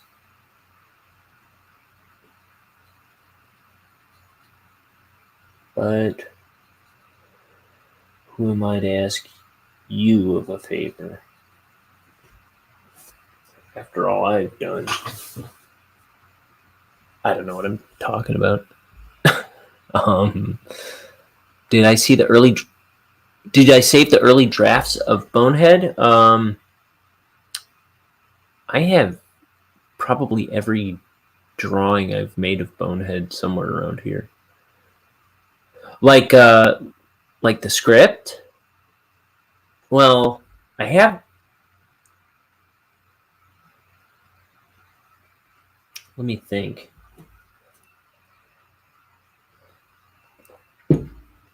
Anything I wrote into the script is in the script, I think, pretty much. Though I was going back and forth with all kinds of ideas that I could put into it. There might be like little hints of things that didn't end up in the story in mentioned in some notebooks or something where like I think there was going to be a plot line where Bonehead's mom was dying. I'm trying to think of what else, because that got cut.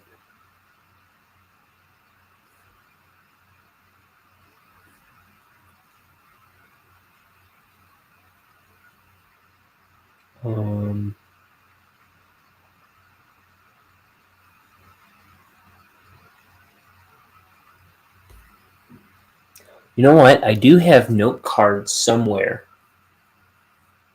that have.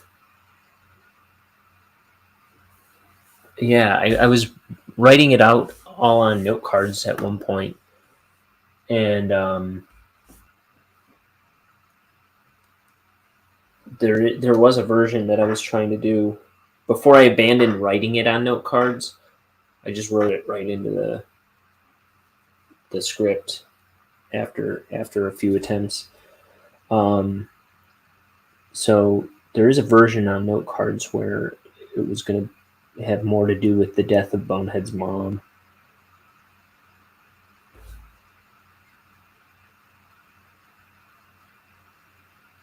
And I came up with something better, I think. I don't even think when I started writing the script it was quite as good as. Like, I don't think I had everything that I ended up settling with. I think I just kind of decided I didn't want to do the dead Bonehead mom thing.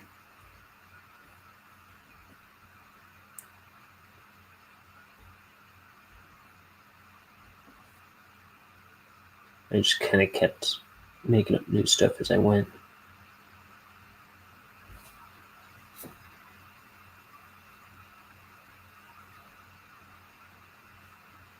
So somewhere, yeah, there is definitely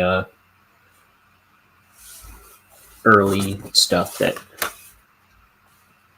isn't in the book that I have saved somewhere. I think that's in a shoebox in my closet. All those note cards.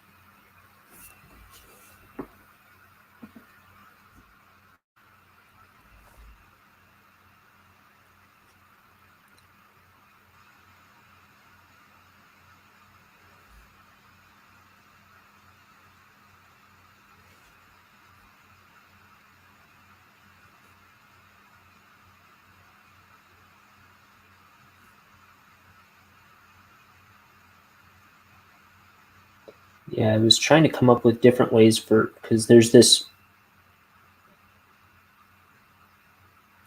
magic potion, not magic, but you know what I mean. I'm going to call it a magic potion. There's a magic potion that Bonehead's bosses cook up where they're going to close the poison factory that Bonehead works at. And Bonehead's whole scheme at the beginning of the story is that he's going to get a promotion and ask his girlfriend to marry him. It's part of this big plan he has. He's going to get his life together. And then he finds out that they're closing it because of some top secret project. So he can't get he's going to be out of a job, and it's going to mess up all his plans. And I was trying to think of early on, I was trying to think of various ways to make him need the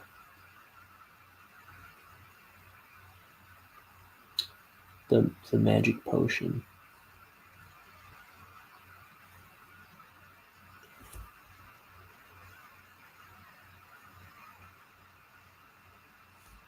I needed him to steal it, but I didn't know why he would steal it.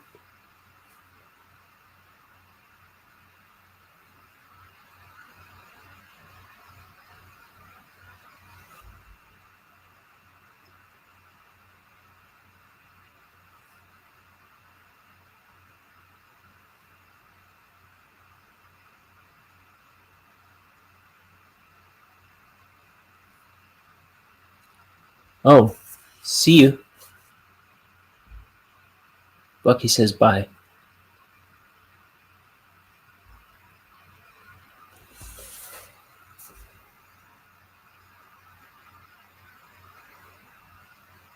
Well, it's good to see Bucky again.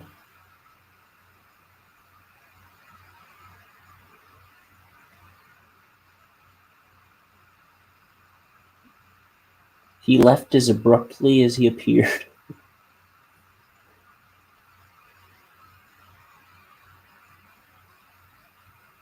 Yeah, I miss all my people. Bucky I've seen more recently than some other ones, but I miss, What Love pops in every now and then.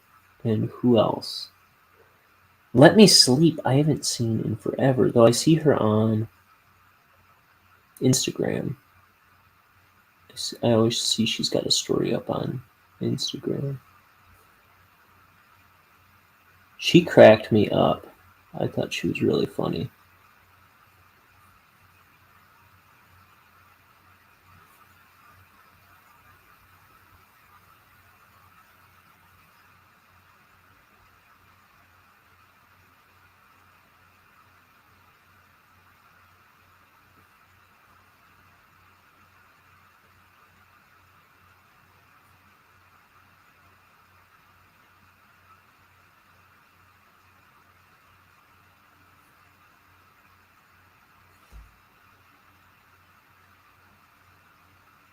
When you got her and What Love together, I feel like they were really funny too.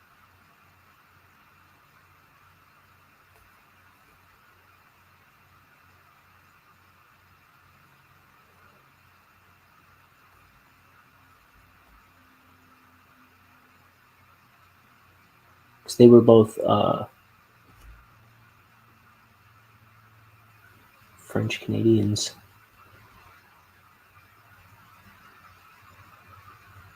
Living in Quebec.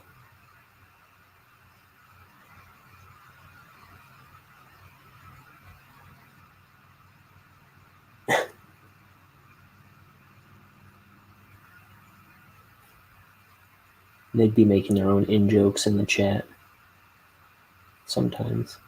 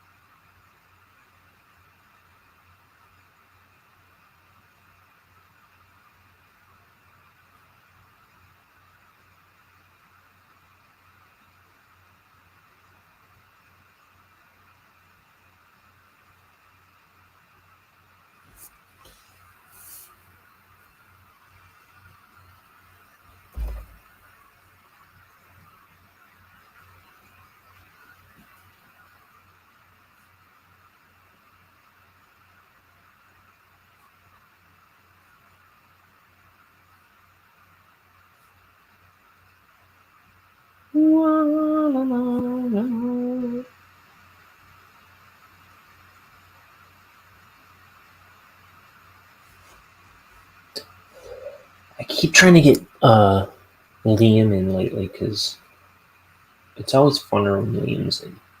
But he hasn't been on this show in forever. But there's been a few times where I sent him the link. I didn't bother today because it looked like he was at a Cubs game. And probably just coming home. But there's been a few times lately where I sent the link and then he's like, after I end the show, he goes, I tried to join, but you ended it. I'm like, yeah, I sent it to you like 4 hours ago.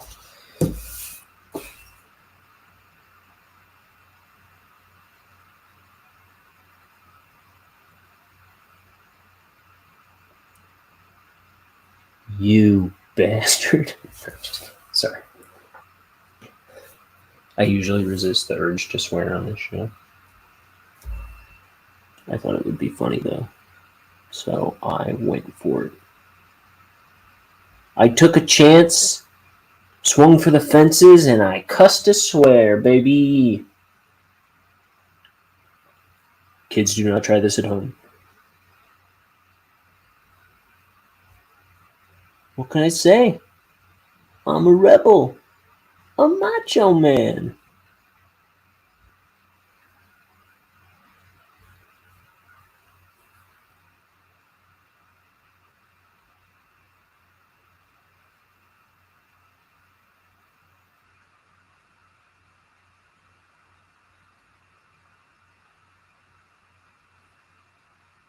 Boy, my third grade teacher would give my knuckles such a rap.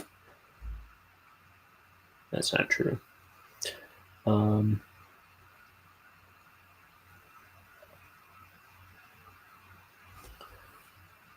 My mom's third grade teacher, maybe. My mom actually went to a boarding school with the nuns, and yeah, they did. She got a bit of that knuckle rapping with the rulers.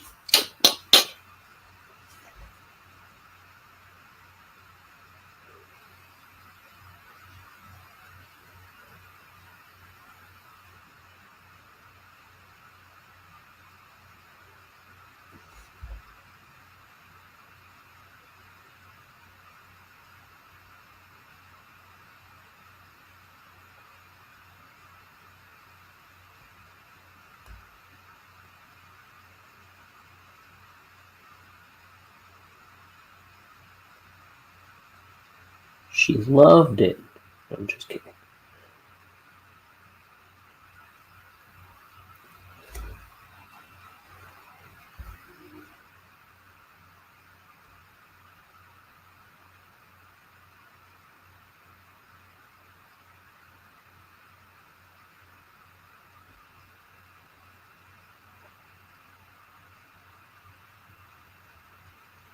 My mom is a tough little lady, though.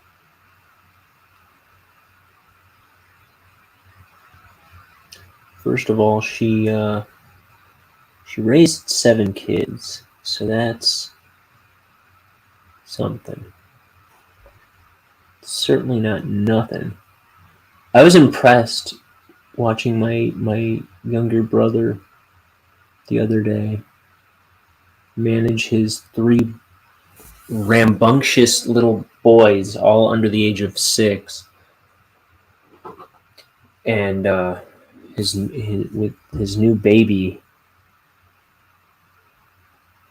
in the house.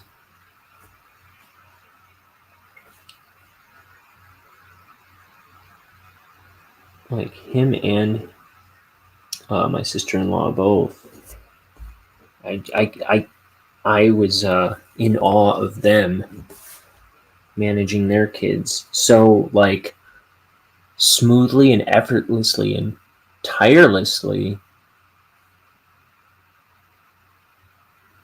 I just was like, wow, these two are like full-time parents. It's like I've seen them do it for the past 6 years almost, and it's like they know what they're doing. There are no breaks from being a parent here.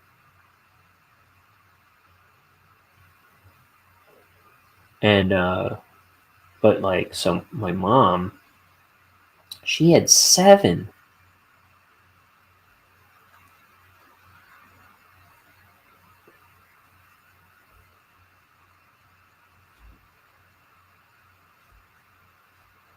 And what else was I going to say to exemplify her toughness? She's always been determined to like fix stuff herself.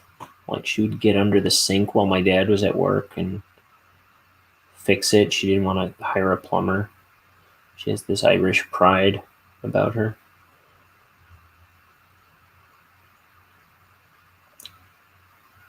She when they got a pool a number of years ago, she took it upon herself to do all the cleaning, and like, it was like her baby.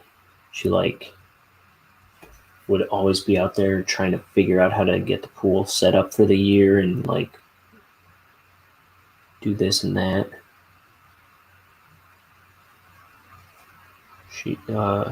And she's like 5. I'm 5'7". She's probably like 5'5" or 5'6".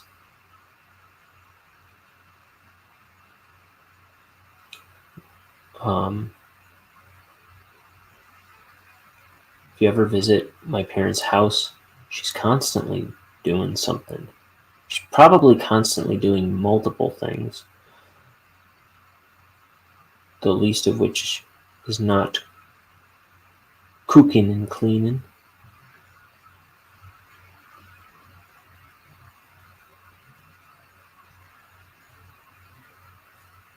My mom she has 2 kids left in the house out of the 7, and still makes gigantic meals fit for the whole family week after week. And she used to do that on a nightly basis my whole life. Like, there would be a stew, a pot of spaghetti, and like, I don't know, some like a ham that she would like prepare over the course of a couple nights, and that would be like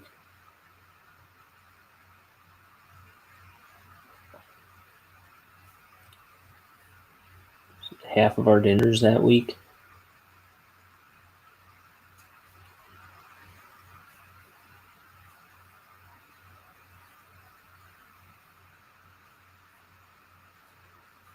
What else? I was gonna say that, like, when she was a kid still, I think she had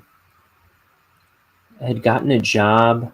This might have been while she was at the boarding school, I think. She had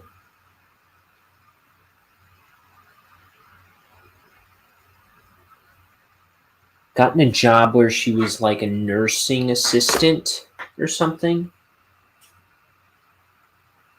And one day she was delivering like some boiling water to a patient or something for some reason. Maybe it was for tea or something, I don't know. And spilled all this boiling hot water all over her arm.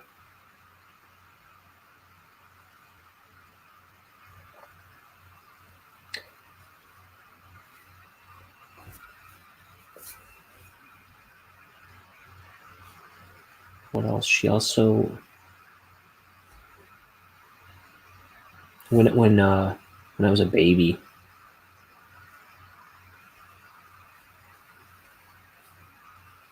I like yanked all her earrings out of her ears, so her ears are all mangled. It's not funny.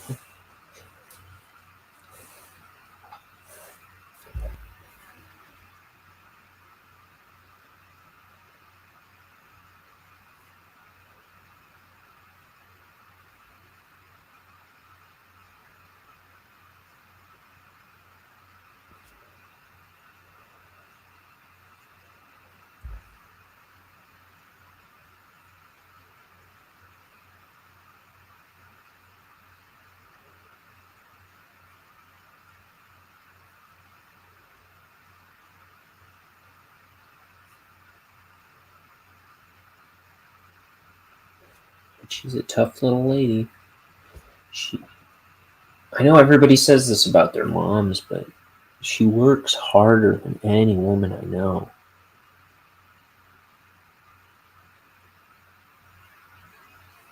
Not to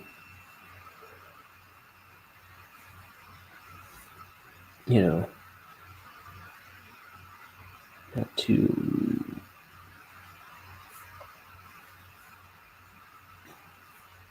belittle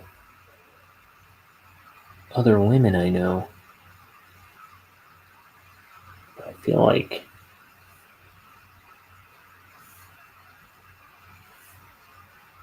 my mom is a different species sometimes.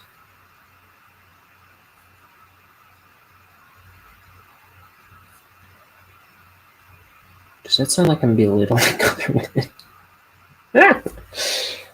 You know what I mean.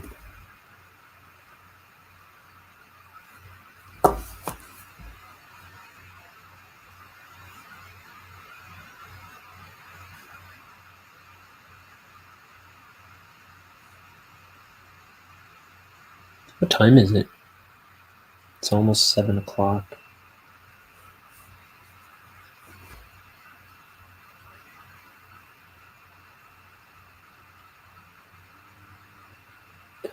How long have I been on? Over 2 hours. Maybe I'll finish this page today. I don't know. I don't know when I'm going to hear from Liam.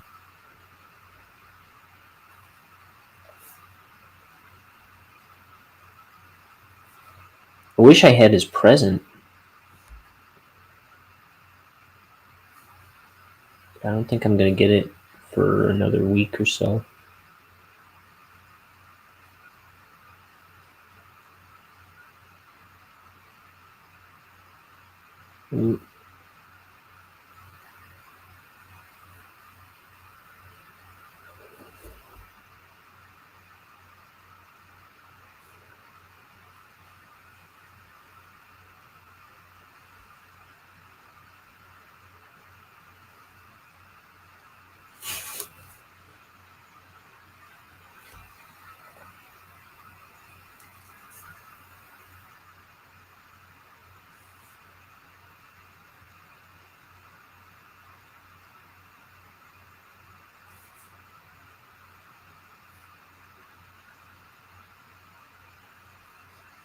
See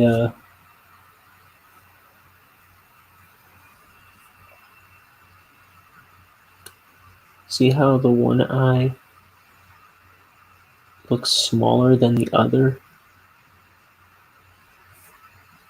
Or maybe that it's kind of turned away. Well, I don't think it's turned away, but it's because somebody used to ask me why I made one eye smaller than the other, and I never thought of it that way, because it's not supposed to be smaller than the other, it's just it's farther away than the other. So when you're turned away, the other one recedes away from the camera. Now, I've done drawings where I did like the goofy one small eye and the one big eye, but I never did it as a stylistic thing, you know.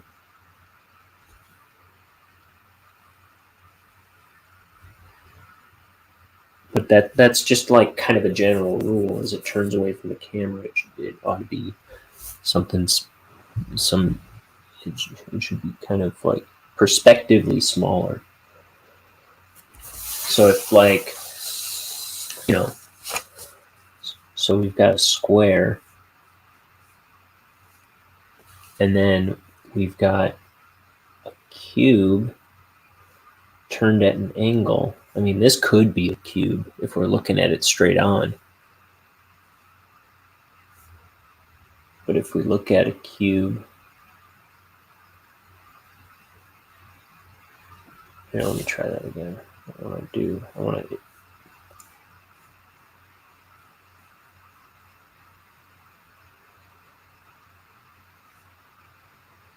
Here, now we're looking at... Dang it. Not that. I thought I was doing one thing, and then I... Here, look. Here's the cube looking right down the barrel at the corner.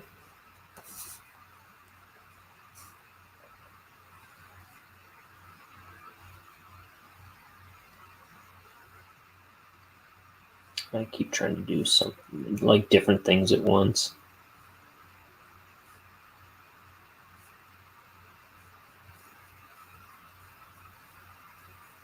Here's the cube looking down on it. But see how, like, this face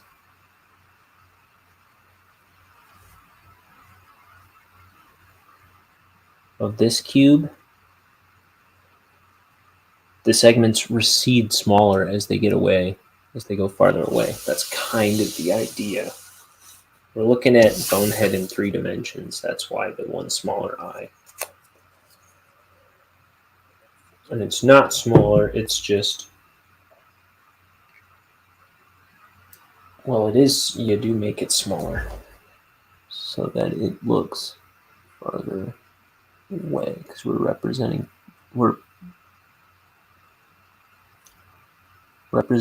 3 dimensions with 2-dimensional lines on 2-dimensional paper.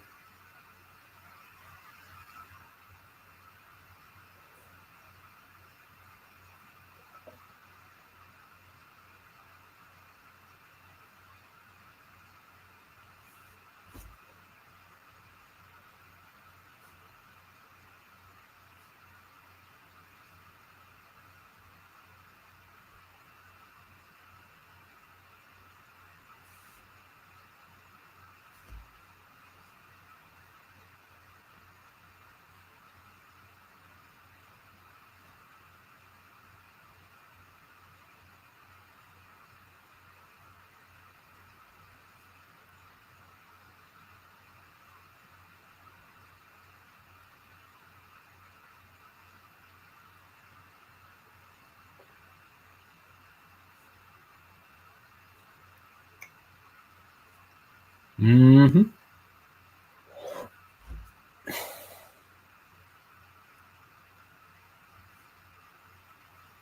I'm going to send an invite to Liam now. Let's just see what happens.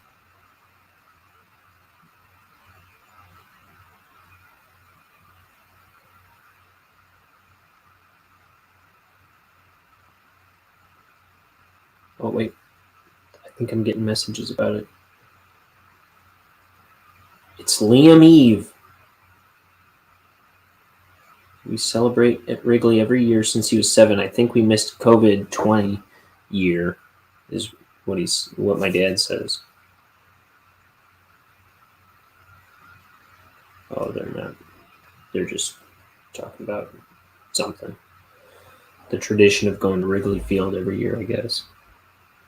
Let's see. Liam, I'm going to send him an invite to this stream. Let's see if anything comes of it. We've only got a little while to go, so invite guys.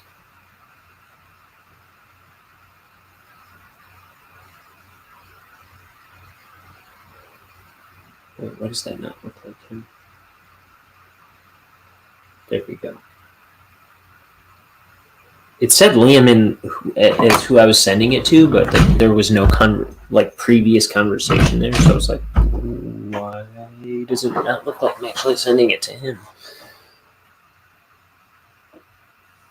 I might need to pour more ink soon.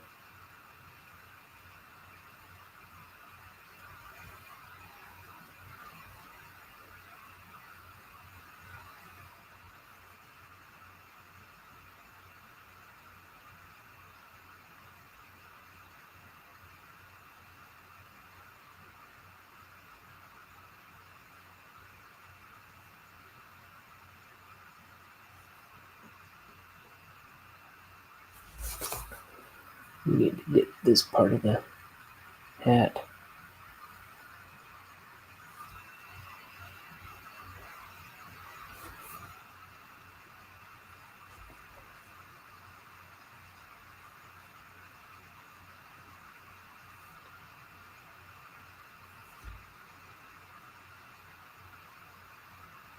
Yeah, if my dad's texting, they must be home, right? I think.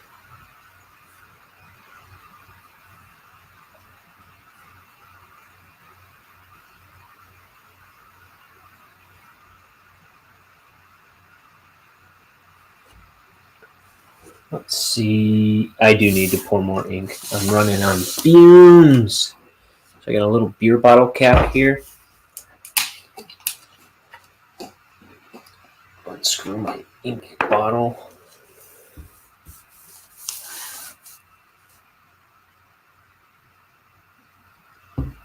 Okay, that'll be plenty.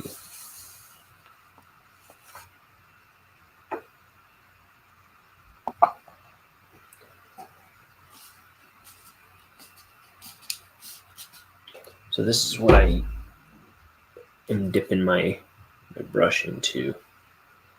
I kind of finesse my point.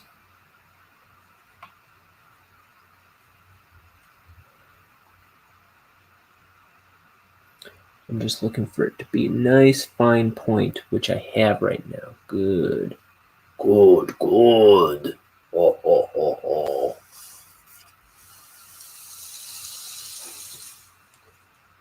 Excellent.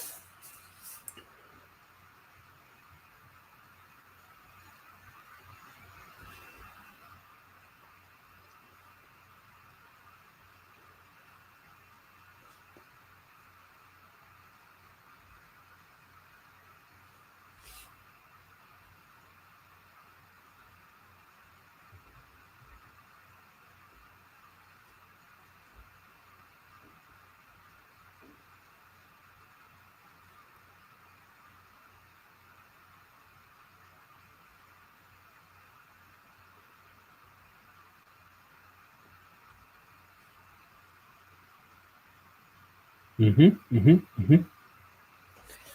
and then here, there's just black in the background here.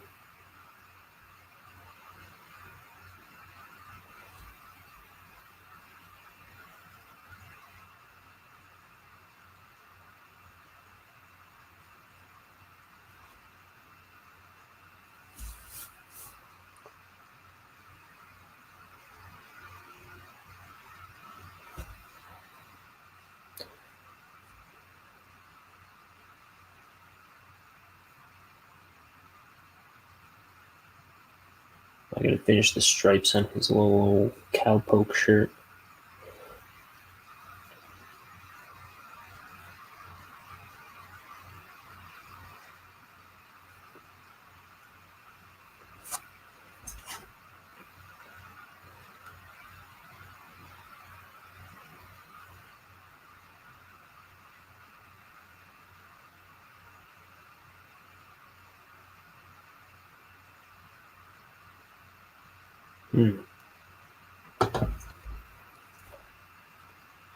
I'm just trying to. I'm not trying to be like deep into my text, but all of a sudden my family's texting me. I keep thinking I'm gonna get a text from Liam telling me what's going on. It's getting to be about that time where I think I'm gonna hear about the plans.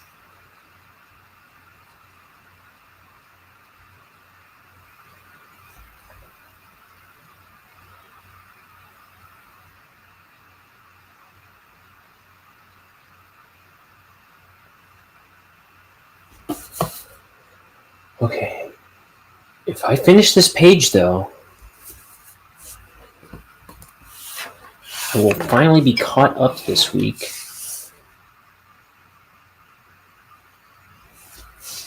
And let me see, is the next page nice and easy?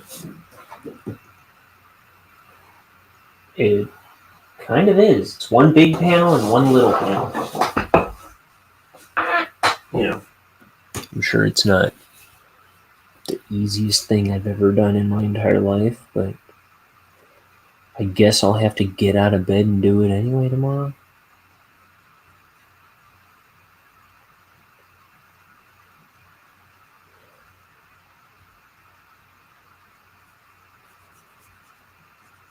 Ugh. Stupid life. I'm just kidding. Life is fine. Life's alright. Just give it another chance.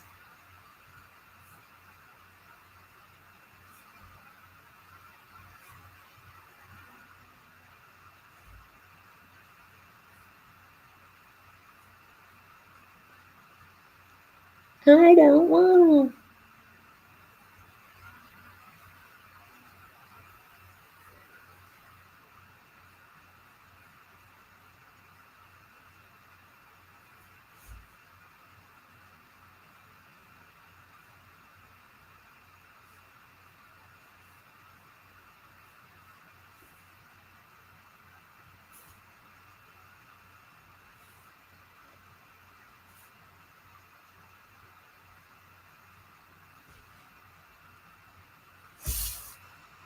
Boom.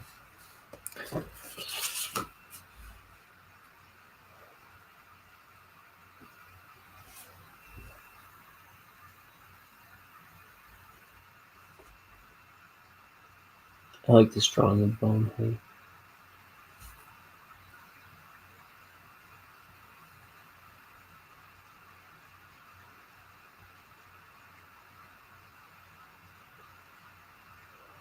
I hope I don't wreck it to pieces.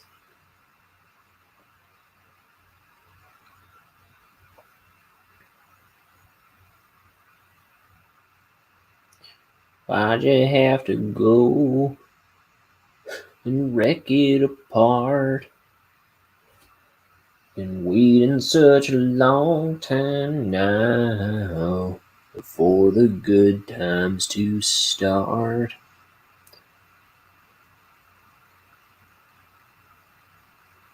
What'd you have to prove by acting so tough?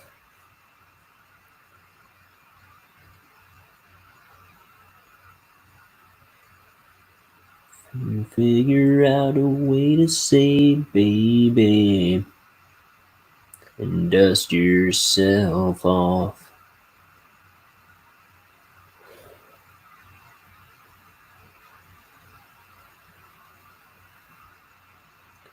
Don't make me kill you again. Don't make me kill you again.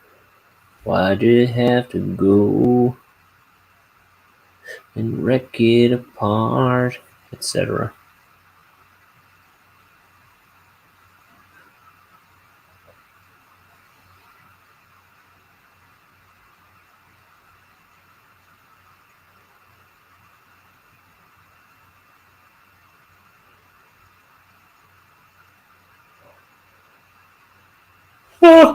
Oh.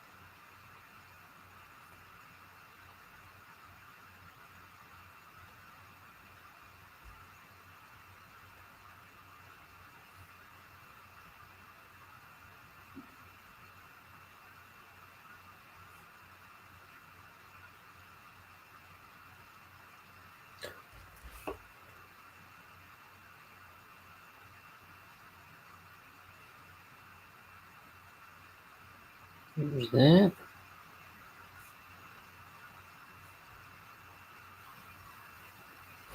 arm.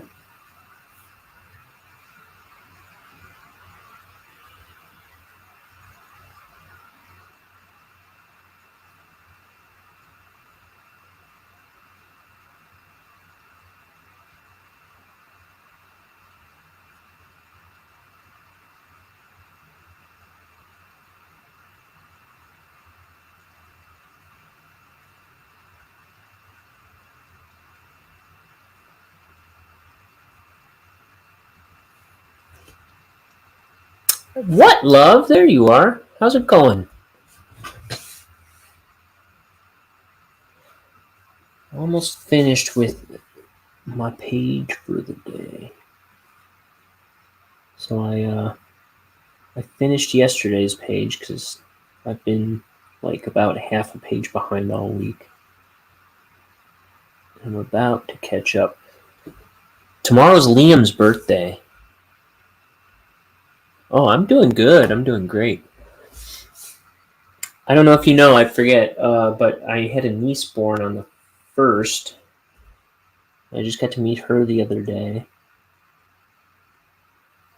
And tomorrow's Liam's birthday, and we're probably going to be hanging out tonight. I don't know what we're doing, but I'm waiting to hear from him. I also just invited him to the show. I think he's been at a Cubs game today. I don't know if he'll come in. But I keep reaching out to him lately. And then I'll get a response like 2 or 3 hours after the stream saying, I tried to join, but it said it was over.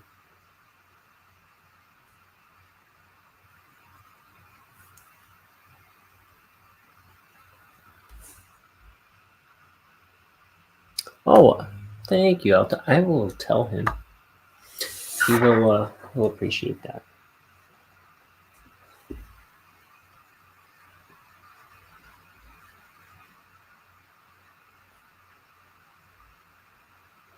Ooh, maybe if I tell him right now.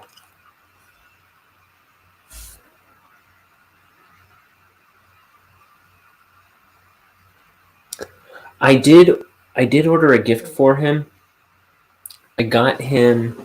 It's not here yet, even though I ordered it a while ago. I ordered it earlier this week, but it might not be in for like a month or so. So I gotta show that I gotta be sly in case he does pop in. I got him this. I have one. Maybe I could give him this one. But it's like, so he's a big Crash Bandicoot guy, and I didn't even know this book existed. I don't think he does either. But it's like all these production notes and like early drawings from when they were making the first game. My roommate got it for me for my birthday this year.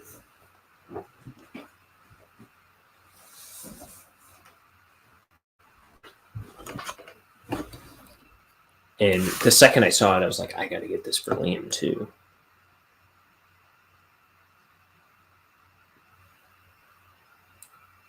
Let's see. I'm gonna say, What Love says, happy birthday.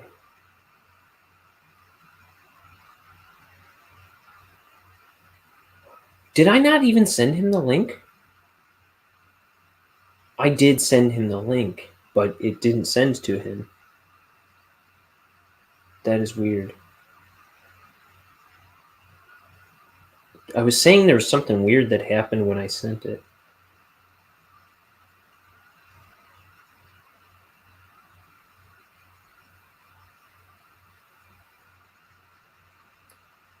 Happy birthday. So I've been waiting for him to possibly show up, and it didn't even send to him.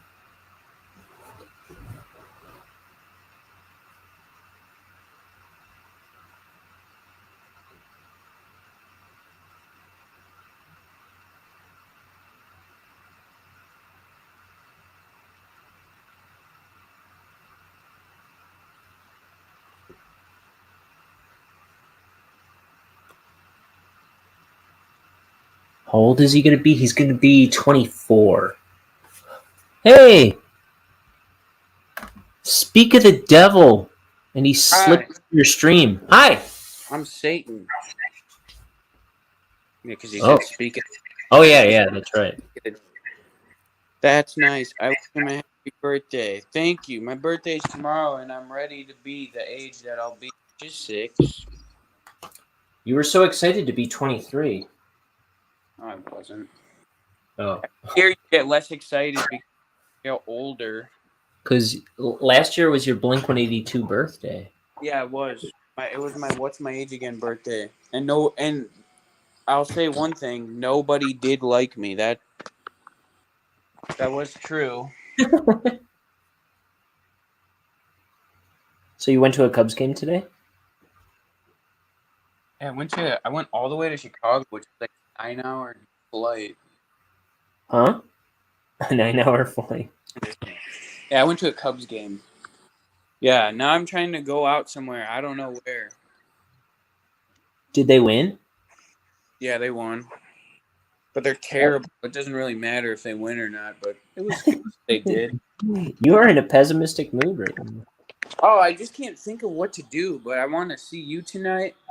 I want to see Jimmy tonight. Mikey tonight. Have you seen the baby yet? Oh God, let's make it about her right now. Nah, I'm just kidding. No, yeah, I saw Junie B. Jones. I saw Junie B. Jones. I did. Did you see her with her eyes open at all?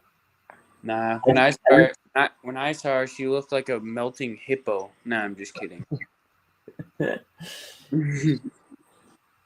She does have this like grumpy look to her. Thank you for the happy birthday, though. What love.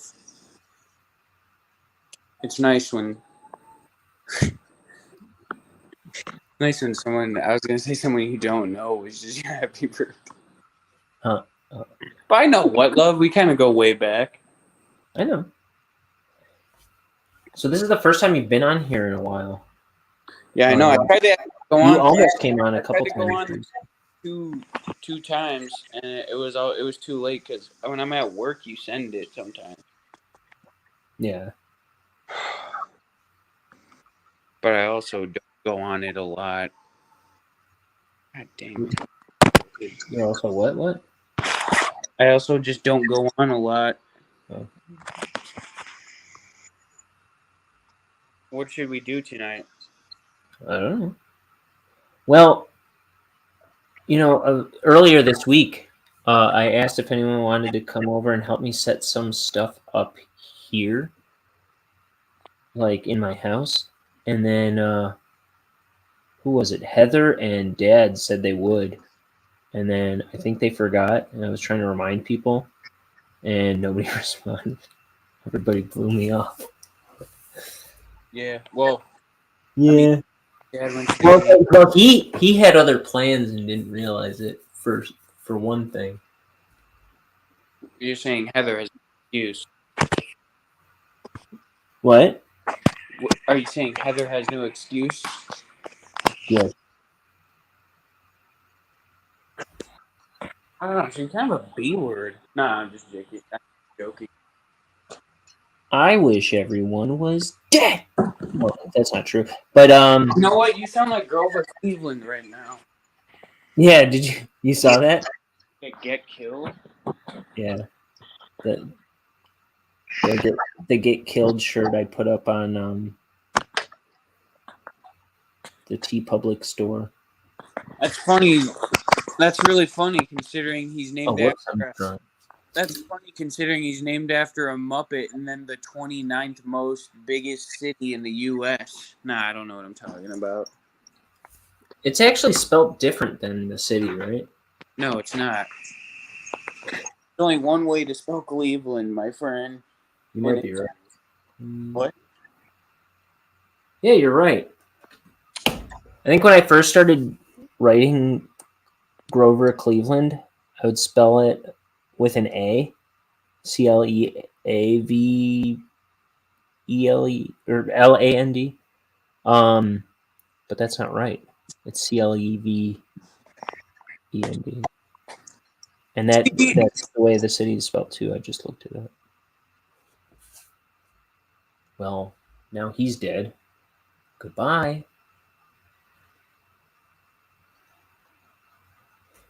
Good riddance to bad rubbish. That's what I say. I say good riddance to bad rubbish. I don't know what happened to him. So yeah, he's 24 tomorrow.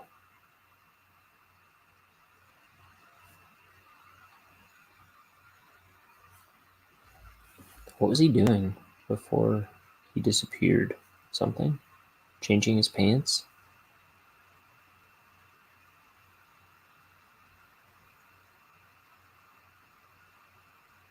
He was probably changing his pants.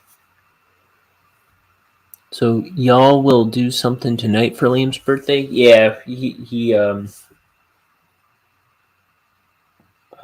it sounds like, I don't know if he's like planning on going to a bar or something. I don't know.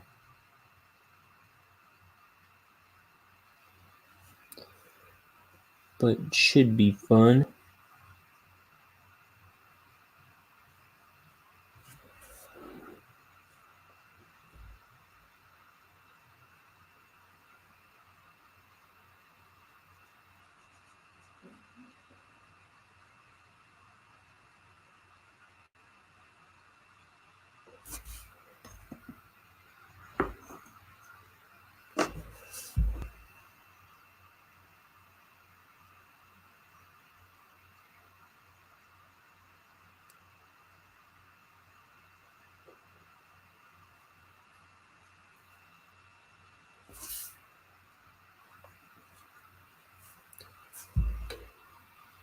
Where did he go?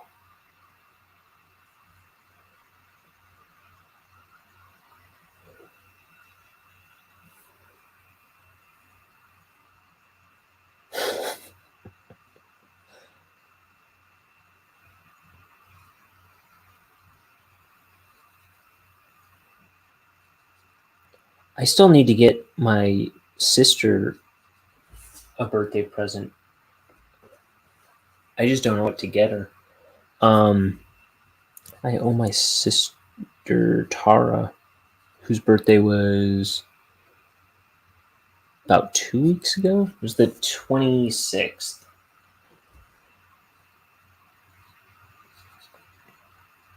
She turned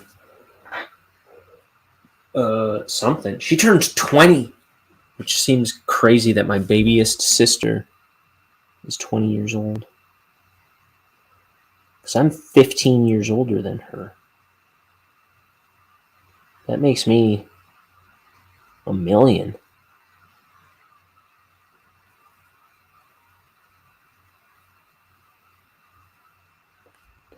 No wonder I'm coughing up dust.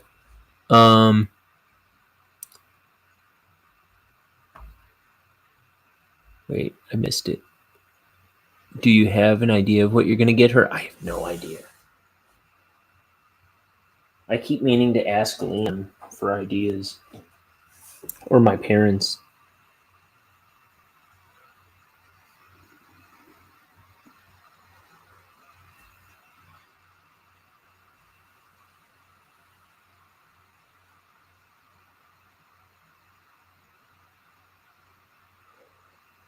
She was doing,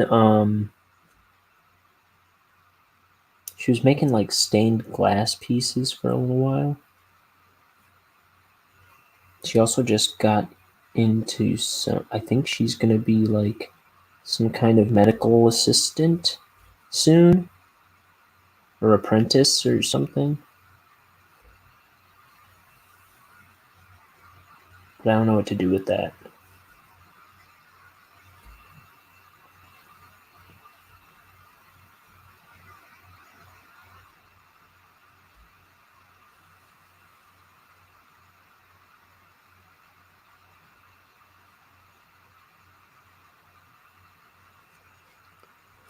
I was hoping to like meet up with her earlier this week. What is she like? Oh.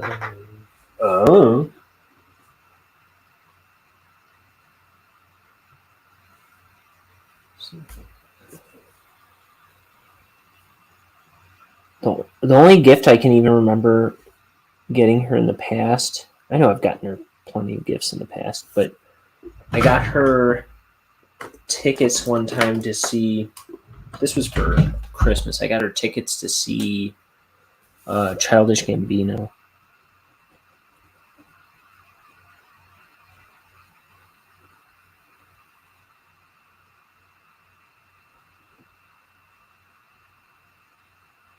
Because I knew she would like that at the time.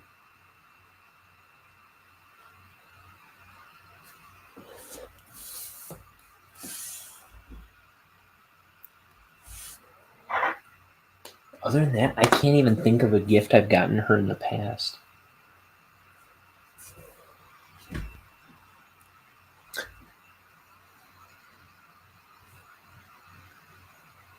I feel like we were just talking about something that would be a decent idea, but I can't think of it. Why doesn't this brain of mine work? Also, this hand of mine is not cooperating very much either.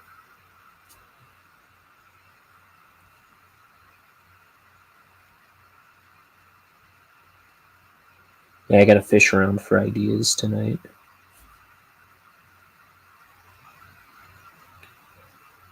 The funny part is, I told her I wanted to meet up with her on Thursday so I could give her a birthday present, and she was. It turned out she was going somewhere, so we couldn't meet up. But it's like I'm still trying to figure something out.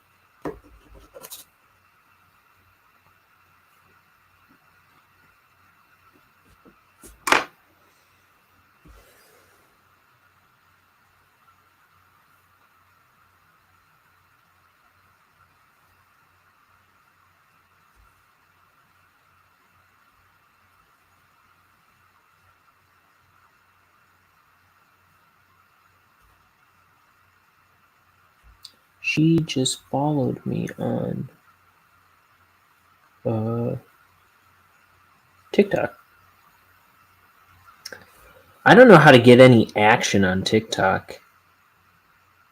I don't know if you know anything about TikTok, what love, but it was like, let me take a look real quick because I want to make sure I'm not making stuff up.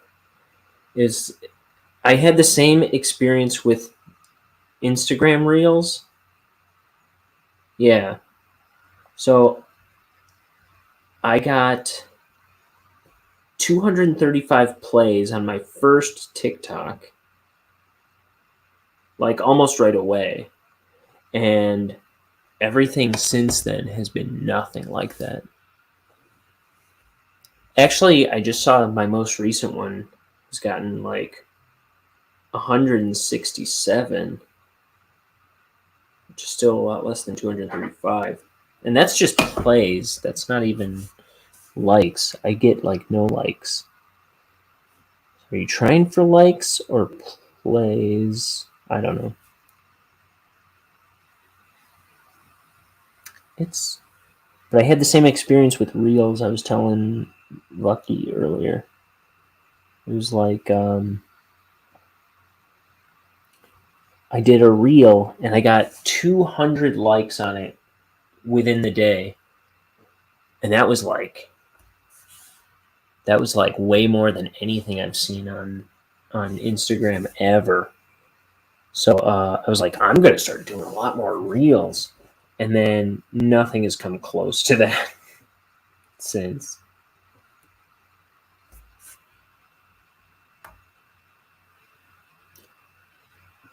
I didn't post anything since I have my account. Just scroll on TikTok and like stuff. See, I'm the opposite. I'm trying to post stuff and I don't check anything out.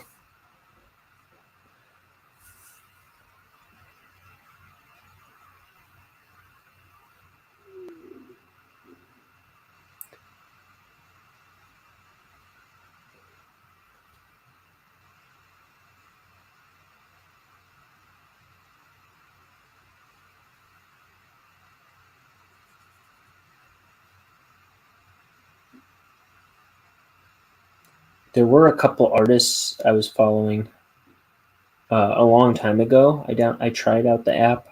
I didn't post anything, but I followed a couple people that I like on there, and then they kind of They stopped using it, so I was like, and I deleted it.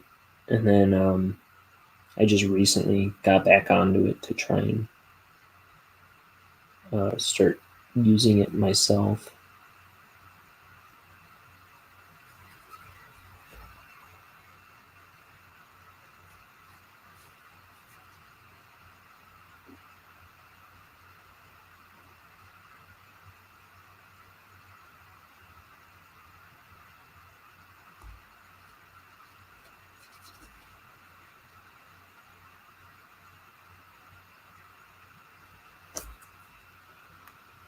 So TikTok is weird sometimes. Videos that get a lot of likes, like people dancing, dramas, stories. Yeah, I keep trying to think of like maybe stuff I can do, because all I've done is just like, I feel like it's a bunch of the same kind of thing. I've only got like 6 on there. Trying to think of what I might do to vary it up.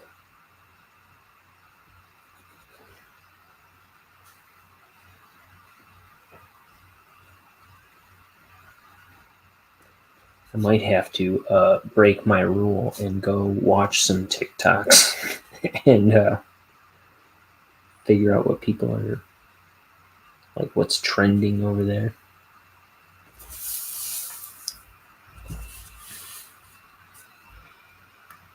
Sometimes art stuff gets views a lot, but it's rare. Yeah, I gotta figure out how to like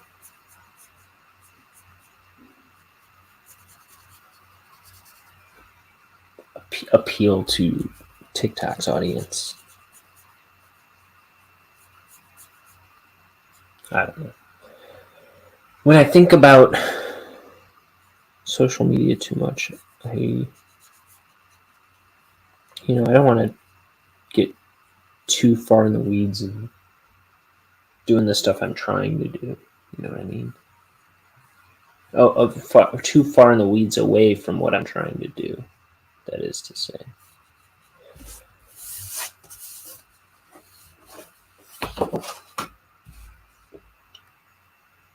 Because if I'm just on Twitter and Instagram and TikTok all day, I'm not doing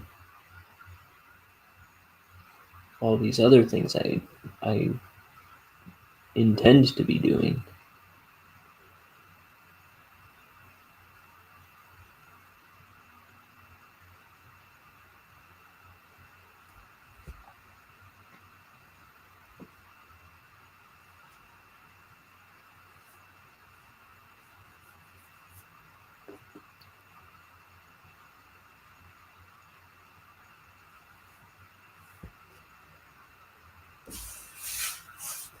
Where the heck did William go? He said, maybe follow trends. Maybe for your sister, get her jewelry. Thank you. I can imagine being able to find something she would like, jewelry-wise.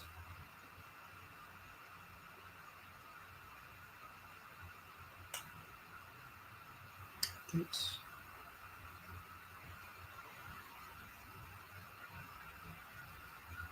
I'm trying to see what Liam's deal is.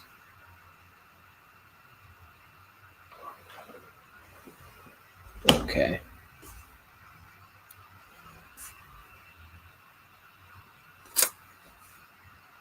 What's new with you? What, love? Anything? Anything of note? Anything you care to share with the class?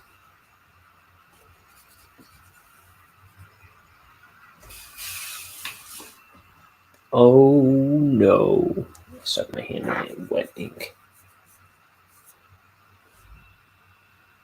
With my siblings, they're all so young, so it's easy. They like every kid's toy. Yeah. That's kind of what I like about my nieces and nephews. It's like I don't have to think too hard. Either they're very vocal about what they like, or if it's something else, they can probably get into it. You know what I mean?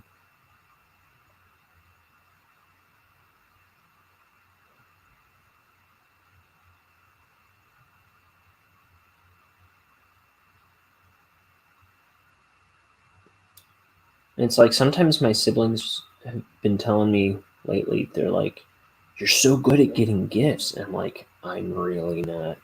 I've managed to get a really thoughtful, good gift for a few of my siblings here and there, but generally I'm pretty uncreative with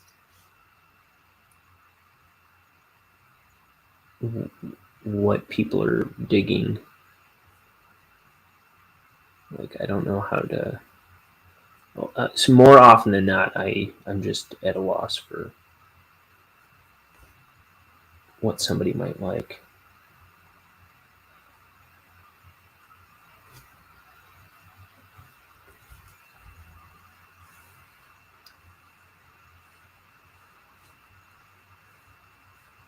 Like I'm such a spaz. I'm always talking about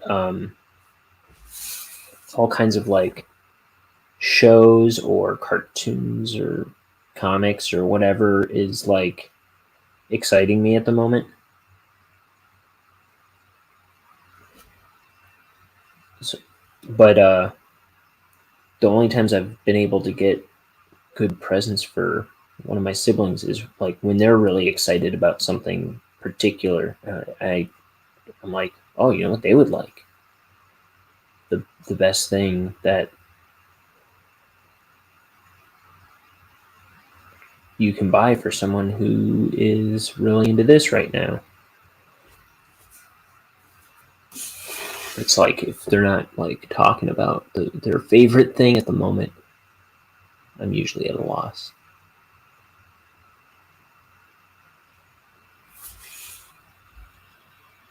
School starts soon, but nothing special right now. All for you. Um,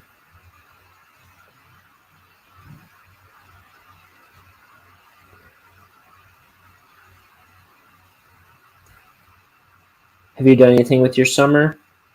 I think I asked you that before. Oh yeah, you were saying you had just been around town and didn't really go anywhere. I think. Um,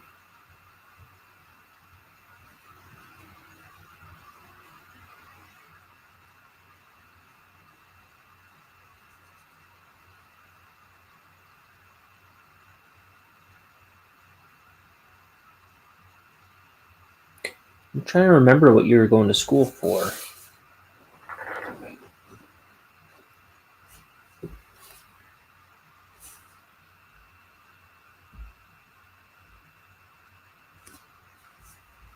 Was it like some kind of health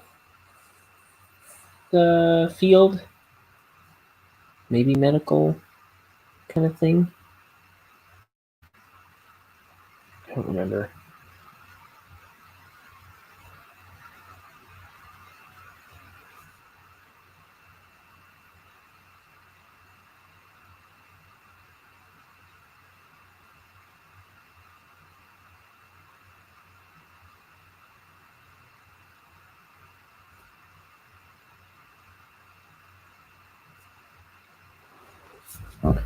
Okay, there's Bonehead. And then this, I think I'm done with the brush for this page.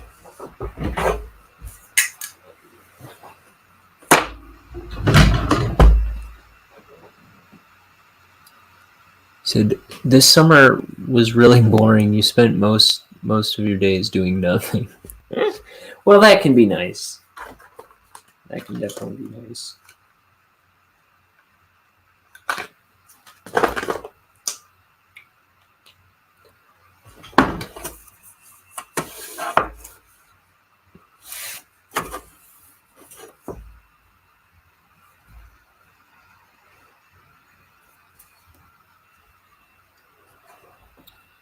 kind of excited that school starts again. At least you'll have some action in your days when school restarts.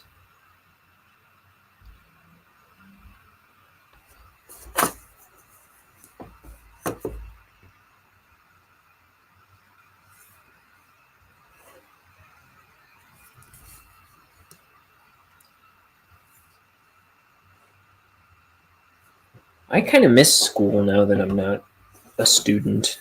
Like, I'm always thinking, like, it might be nice to take a class on this. And I always think, like, I would be a better student now, today, than I was when I was in school.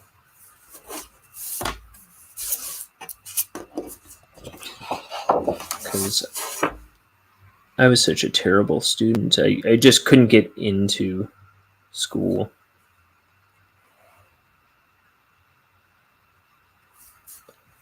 I would always daydream and doodle.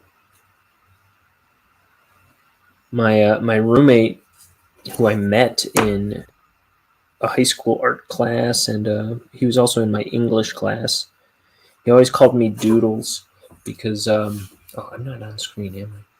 He always called me Doodles because I'd always be doodling in our English class. Be like, okay, what was the assignment? Like, what are we supposed to be working on? I'd be like, I don't know. He's like, yeah, you don't know because you were doodling in your notebook again, weren't you? He said, school wasn't your thing when I was younger. No, I liked my art classes and stuff. I liked English, actually. And I liked social studies, too. Which kind of surprises me. But, you know, I was such a daydreamer that... And I was really bad at tests. Like, if you gave me a multiple choice test, I would pick the wrong answer every time.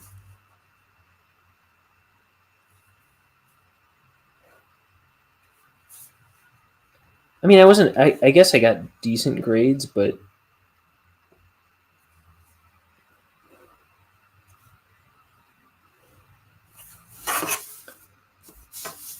I just would rather be drawing or something else. I don't know. I liked school enough. It was just... I just always got the impression that I was kind of a crummy student.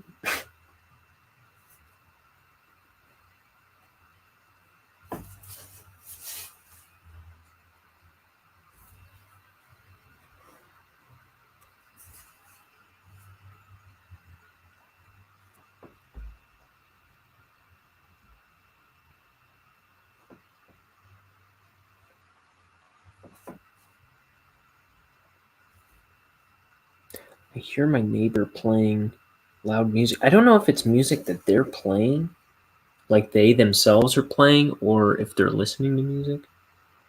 But usually they start real late, like at 11 o'clock, and then it'll go on throughout the morning. It's not like tremendously obnoxious or anything. Sometimes it kind of is, actually, but you know, I'm one to talk. My roommates probably think the same thing about me because I'm always up till 2, 3 in the morning.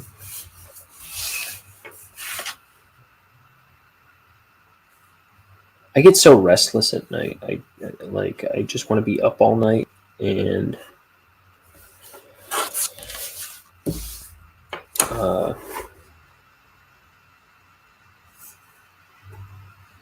I ever since like middle school or high school, I always get like a big, you know, I get all these ideas when I should be going to bed, and I'm like, I want to do this, and then I want to do that.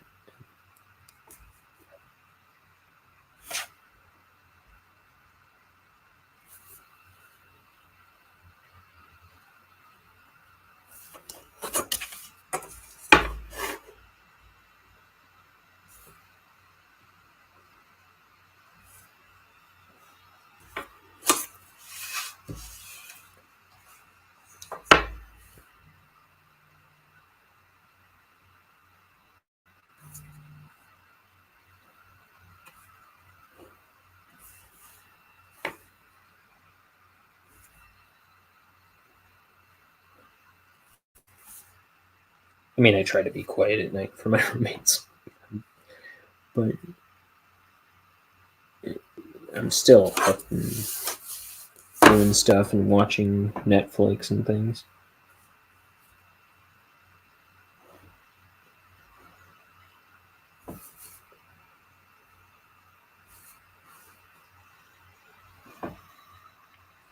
Drawing.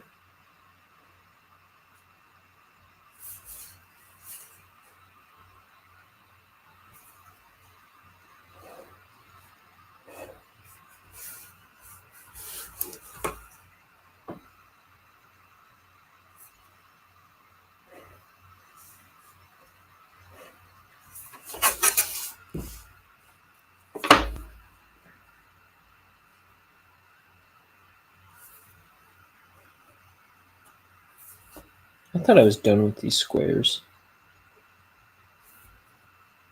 He's kind of talking about a scene from earlier, so it's kind of calling up the scene visually while he's talking about it.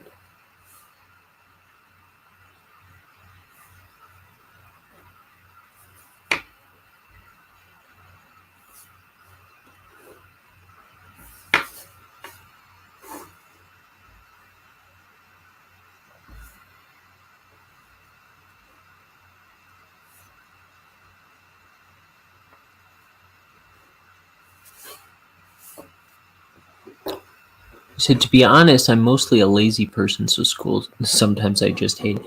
I think that was my thing too. I think I was just kind of naturally lazy.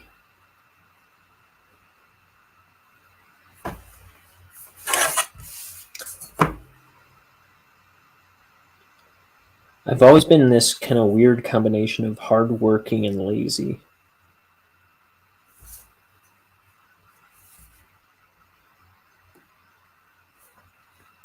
And I'm always trying to push myself in fighting against my laziness. It's kind of been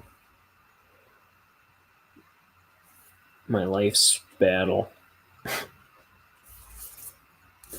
Make that one longer.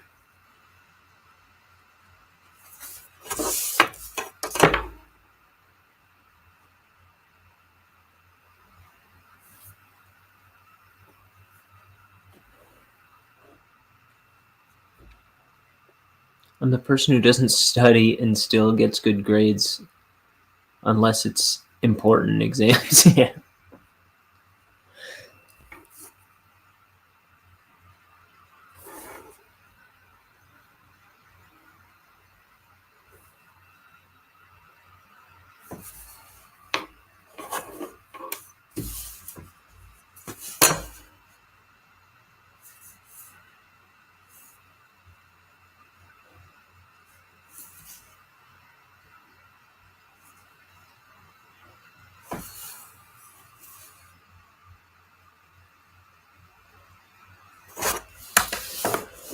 Okay, I'm caught up.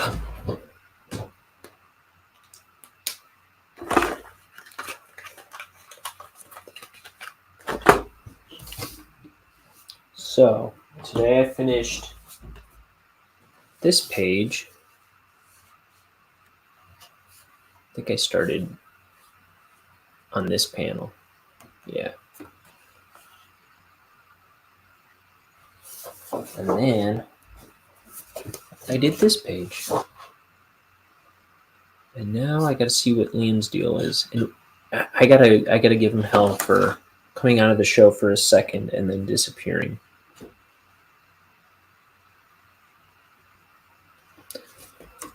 I'm gonna beat the living daylights out of him. No.